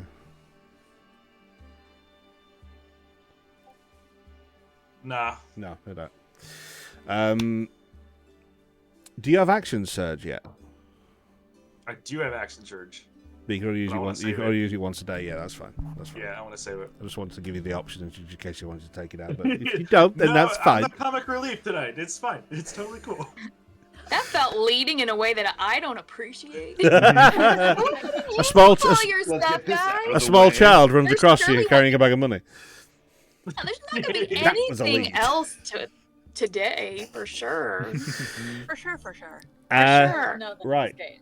So that's the end of your turn. So it's back to the top of the round, is it? Or is it Bird now?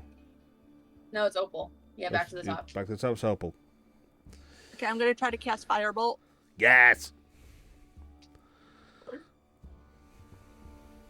Oops, that's not. Cacked. There it is. 11. Oh, so close! So close with a no cigar. 10 to 10. You... The fact we took the carrion crawlers to the cleaners and having trouble with 3 skeletons is really Yeah. saying a lot about us. as a D&D. party. This whole It episode really is fits just the making me story, smile. though. You Yeah. know, It does. we're It does. struggling. You're having a today. bad day. You're having a bad day. Yeah. You can't be No awesome No all one's the time. really here mentally. The dice tell a story. Yes, Yeah. Nikki? You can't be great all the time. My Rocky wants a turn. Can Rocky get a turn? Yes. Okay. Yeah, Rocky gets a turn. Ooh. Go, Rocky. Rocky is using Force Strike for 24. To hit. Okay. All right.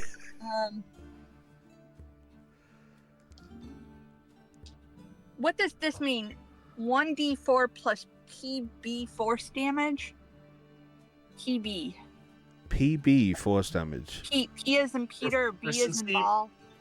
Proficiency bonus, maybe. Oh yeah. Yeah. Oh, Yeah. Yeah. Yep, that's Okay. it. I That couldn't. was I couldn't think of that. Sorry. So we have our proficiency bonuses 2 right now. So whatever you Okay. roll plus 2.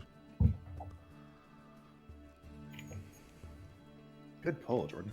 Oh yeah. So that would be 4 damage from Rocky. 4 damage. Okay. So as you extend Yeah. your hand forward and you shoot the fireball to the once again, you're not your aim's off. This Yeah. this one. It might be the feeling it. sun's in your eyes or something, but you just don't pull it to the left far enough, and it just keeps going over the right shoulder, smashing into the in the rockwork in the background. But then Rocky suddenly just like you see the wing like the arms extend. What's in between the limbs? Have you put like a material in there so it is actually looking like a flying squirrel? It's like metal that does this. Oh, cool. Kinda Yeah. fans Right. But I mean, there's no spaces, but it fans. Yeah, but yeah, Yeah. and then it, Yeah. it can contract back into space. Okay, Mm-hmm. awesome. So the gem within Rocky's chest just starts to glow a little bit as the arms move really for the first time into a space where it can actually launch itself off your shoulder, and it does so. It goes to a leap and just starts to hover in the air, and then goes into sort of like a dive towards the skeleton, and then from the gem itself, this what was it that you cast? Force damage. Force strike. Force strike. Force strike. Yeah. So force damage. This like wave of just pulse waves just from the gem itself, and it knocks the skeleton back about 5 feet, and it barely on its feet, but it manages to stay hold. You blow a few of the ribs out of the chest, and then Oh. Rocky comes back to where your shoulder is. I knew that was gonna happen. There we go. Okay. So are you staying where you are Yeah, as far away from everything as I can. from danger as possible? Yeah. Okay, so well done, Rocky. He gets Yeah. Rocky made a hit. Everyone's got familiars today. I like it. Right. Element was it next? I'm gonna go, go. go. There's just the one guy left, right? It's the one guy, and he's looking pretty hurt too. Okay, I'm gonna do Starry Wisp again. I love all these new abilities. Me too. That's 19 to hit. Yes. There it is. All right, let's see if we can get more than. No, we're not gonna use that dice. That one betrayed me last time. I literally put all my dice I've been using away. I just 1, Plus. stop. 1. Again, both of these dice are in jail. Yeah. Okay, Laura. You don't betray me and get away with it. You're dead to me now. So I yeah, can't- 1 I'm point not of plus damage. anything, it's just Just 1 straight point of up flat damage. one. Ah. 1 point. Oh. So what did you? Which ability was that? Starry Wisp. The Oh, same the cantrip. Starry Wisp again. Again. Yeah. You're trying. You're just having a tough I day. know. It's going, but it's just an on Well, target. I mean, it definitely tracks that my radiant magic would be on the fritz in this exact moment. So Absolutely, you're having a I'll day. go with it, story-wise. You're having a day. Yeah. Again, Yeah, the dice. story-wise, The I'm not dice really tell channeling that side of stories. myself. The dice tell stories. Yeah. It works. They do. All right, that's the end of that one. Bird. So he's like right next to me, right? Yeah, you're in melee now. He's about to start swinging. Okay, yeah. So I'm gonna just go ahead and whip out a dagger Yes. and try to get him. Kill him. I would love to. 12 plus 3, 15. Yes. Yes. I'm, Alright, ve- it's I'm very 1d4. excited about it. I know it's taking forever. It's fine. A D4. It's 3 damage. Fuck. Plus your dex? Is Yeah, that plus? It's a Oh, 10 fuck. plus Oh god! 1d4 plus 1. You put it. D4. You put it in the side of the skull where the temple is. There's like a crossover where the boulder's slight infraction there. In and out, and you pull part of the skull with it, and it just looks back at you and, just goes, and keeps coming. He's got 1 hit point. Hey. These things won't die. I'm gonna put my rapier away. I'm taking out both daggers Ah, damn it! and just flying straight at it. Yeah. And Go for it. And I'm, yeah. Flanking, so advantage, so flat roll. Yeah. I'll say that.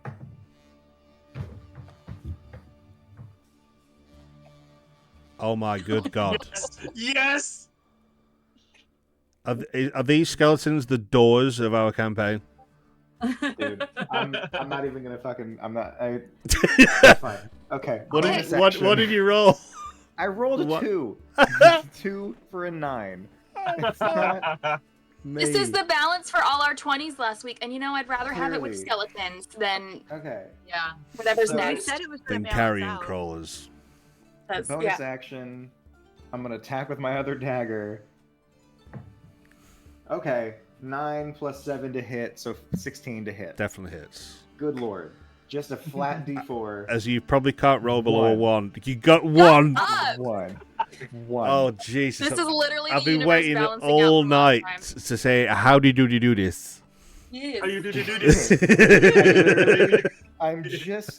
I'm just frustrated at this point. Everyone's like hitting it, no one's quite making contact. I fully whiff with one of them, and this other dagger I kind of just hit with my left hand at a weird angle, kind of get up into its chin, and just catch the side of it, and it's enough to like crack the neck a certain way. Yeah. It's not even the stab, it's the impact that just kind of Yeah.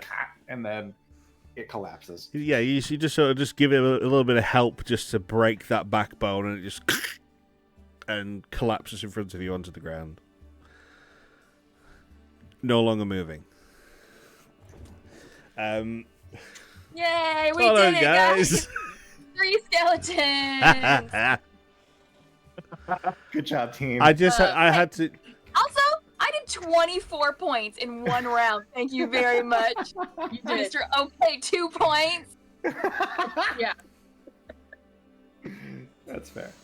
That's very fair. Nobody's hitting it. As this has Come on. already turned into like an episode of Sea of Thieves, I just wanted to just like give you a little like skeleton battle on a beach I know, because why not? It became You just gotta. a night- Because We're I stealing just- and pirating. I just wanted to give you the option to use your techniques for the first time as well. The Rocky is cool as fuck, by the way. I love Yeah. Rocky. I need to talk to you about Rocky moving forward. Okay. Yeah. Cool. Okay. So, Bird has a little piece of like skull on her dagger. Right. Yeah, so we'll just gonna take that off and like pocket it because I do need some bone at some point. So Perfect. I got you. I hate that. I don't know why we're so cool with that right away. alright, I'm adding that to my inventory. Piece of skull. Piece of skull, I yes. Piece of skull. mean, Can you say that in character out loud? Yes. Sure. Alex She's in a just weird stops mood. and looks and then just shrugs and puts Dance on away. It's like, this might know as well what? happen. You Yeah. know what? That's not the weirdest thing that's happened today. So I don't. No. I'm cool with It's it. not the Give me weirdest a thing that's happened in the clover. last 5 minutes. Ain't that the Oh, truth? okay. Got it. Ain't that the truth? Right, so with this seemingly simple battle over, the That hurt. the upper portion of the inlet cove beckons, and so does the very ominous. Well, it's obviously looking cave opening before you. Would you like to approach the cave? At this point, Yeah. yeah, like we're Yeah. booking it. Absolutely. We're Booking committed. it. Absolutely Yeah, booking we're it. running into this Right. cave. Yeah, we're committed. Okay. Just Bear with me slightly. The only way to get past the Nat 1 curse is through it. Right. Yep. Right. Head first. We earned this. What's happening? Sorry, It's I'm just doing things. DM doing DM things. That's what it is. How many clovers did you say I had?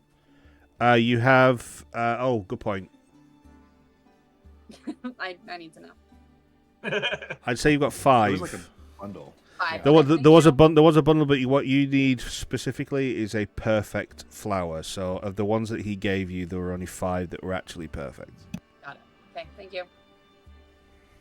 My computer is frozen. Clovers and bones, that's probably nothing weird. No, it's she's making A song macrame of bone and macrame clovers. art. Just a guy with a sword. I didn't sign up for all this face shit and magic.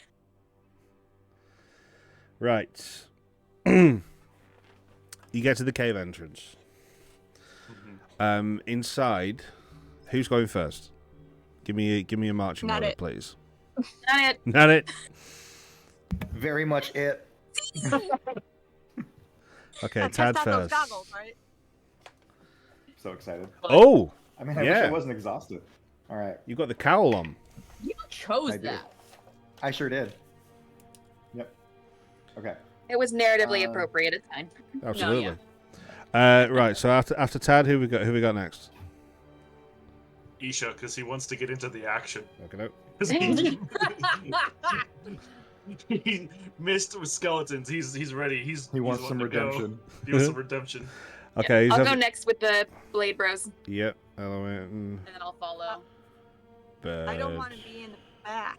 Oh, okay, that's fine. That's fine. Okay. Do you want to put you between Isha and Elwyn, or Elwyn and Bird? Elwyn and Bird. Elwyn and Bird. So I'll slot. Yeah, I guess I Paul am hurt, I should say. into that. Right, Tad. As you go through the cave entrance itself, obviously the light diminishes. Ahead of you, for I'd say, these night vision goggles that you've given him, basically, do they give him dark vision? Yes. So 60 feet. 60 feet of dark 60 vision. feet of dark vision. Excellent. Mhm. What a gift. And anyone who has dark vision, it increases it by 60 feet. Oh, so if they put them on, you've got 120 Mhm. feet of dark vision. 120, yeah. Insane. Right. Yeah, but So- he just gets 60. Now, for the first time, as you walk into a dark space, the shapes in front of you are now visible to you for the first time. It's a little grayscale, but for the first time, you walked into a dark area and you can now see. So ahead of you, what you see is a large interior cavernous space. Immediately in front of the entrance to the cave, where there are rocks on the ground, slightly moss covered. About 25 feet ahead of you, you can see a small pathway made out of large stones that go to your left. Jesus Christ, that was difficult. At the end of this stone pathway, there is a small, like 2 foot tall stone plinth made out of the same material as the pathway itself, and on top of that plinth there is a light. You don't know the source of the light, but there's currently a light.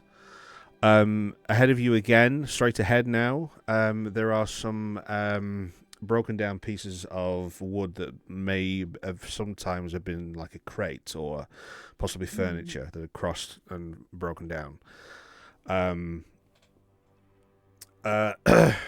60 feet. Yeah, okay. And so if you look ahead of you and slightly to the right, you can see ahead of these broken pieces of wood another one of those small 2 foot stone plinths with a light source on top of it, and that's all within your visual range. Apart from like directly to the left of you, directly to the right, obviously there's the cavern walls that go around. There are slightly raised rock areas and slightly lowered rock areas. And that's your current mode of vision. So if I lift up the goggles where those sources of light were? How, like, can I see them? You from can here? you can see. But they Very just, like, illuminate. But you can no, see... they are very. The light that they cast, they don't seem to cast any radiant light around it. It's literally just a source of light, and then there's nothing that emanates around. Got it. So when you take the goggles That off, makes there is a sense. tiny mote of like you're always thinking it's sort of in that direction, not that I can actually see it properly. But when the Sure. goggles go down, you can see an illumination. It's a clear... Yeah. Okay. You know, I never thought I don't know why I've never thought about it. I thought you could see color. I didn't expect. Huh. Okay. So, yeah, I'm gonna keep going forward, and then. Are you stealthing looking or are for- you going? I'm gonna be quite stealthing brash? and also looking for traps, etc. Little. Okay, you so know, roll a investigation check and add your proficiency bonus to it. Check for traps. Lower is 13. Plus for investigation is a +4, so that's a 17. 17. You don't see any immediate tripwires or anything that seems like it can be depressed in front of you. You look like the coast is clear. If anyone's Gotcha. I'll keep following moving forward. Tad in, I'd like everyone to roll a stealth check for me, please. Yeah, Okay. my stealth is an 11, Okay, unfortunately. thank you. Yep. 6. 6, 9. Nikki, no. Nikki, not again. 9. Oh no! What'd you get? No, Bert, No! Shelby? I got a nat 1. Plus, Oh, plus a fuck. 1, so for 2, I got 2. Yeah, same. 2 Same. and a 1. Last time we knew it was gonna come But it was back a- and bite us. But it was a nat 1 It was Plus a nat 1. 1 for a 2. So, or 2. Okay, YouTuber so two nat ones. yes. Yep. Okay, in the right. back. We should In just the back. we should just In the jog back. at this In the point. back. Yeah, everyone fails. So, Get out your instruments. Let's just play some music. Tad creeps forward quite stealthily. The sound of your feet on the like loose shale beneath your feet just starting to make a little bit of noise. A little bit louder when Isha starts to move because of his size. He's a lot heavier. There's more weight on the ground. The ladies at the back. Eloine, like, she's still having a day, and she just wants to get stuff done, and she's just making more noise than she should do. And then,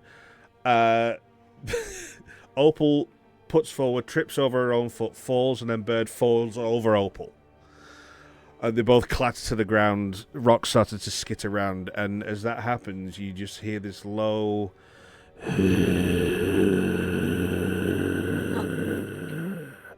A long exhale somewhere in the darkness ahead of you.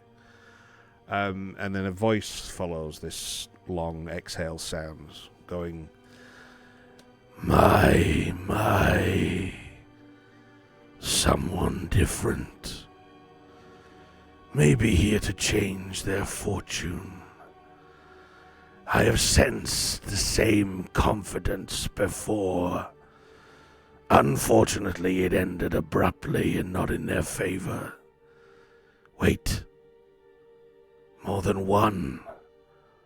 A group. This might present a challenge. Arise, adventurers of old, and greet our guests. And that is where we're going to finish the episode. Oh, that's coming. Yeah. Well, I knew it. I knew we were gonna end it. Sorry, Son guys, of a 4 hours. That's what we're going for. It's 12 o'clock Yeah. in my Yeah. world. Necromancer. That's fair. I know. I'm We exhausted. spent a lot of time with That was hats. so much. Yeah. Wow. That was Wow. worth the 2 weeks waiting for that. I thoroughly enjoyed myself. What a game. That was awesome. Good job, everyone. Bonkers. Episode. Yeah. Right. I keep forgetting which keyboard to use. I've got like 3 keyboards in front of me. There we go. Why is it not doing yours? There we go. Right, There we so we'll shout out to the cast. at Sebastian, at Bree Will Chill, at I'm a Bonsai, at the Crispy Ninja, and at Shelby Mustang. Thank you so much for playing. Thank you so much for watching. We'll be back in 2 weeks to continue this story and see what the hell that noise just was in the dark. If you want to find out any more information about the game itself, you can contact me on Discord, and I can give you some brief information if you wanted an overview, or watch the VODs, because they are up live on YouTube right now. All the previous episodes, and this will be going up tomorrow when I upload it. So thank you so much for watching. Thank you so much for playing, as I said again, and... Is it 2 weeks on Saturday yet? Love you guys. Love you guys. See you later. Bye. Bye-bye.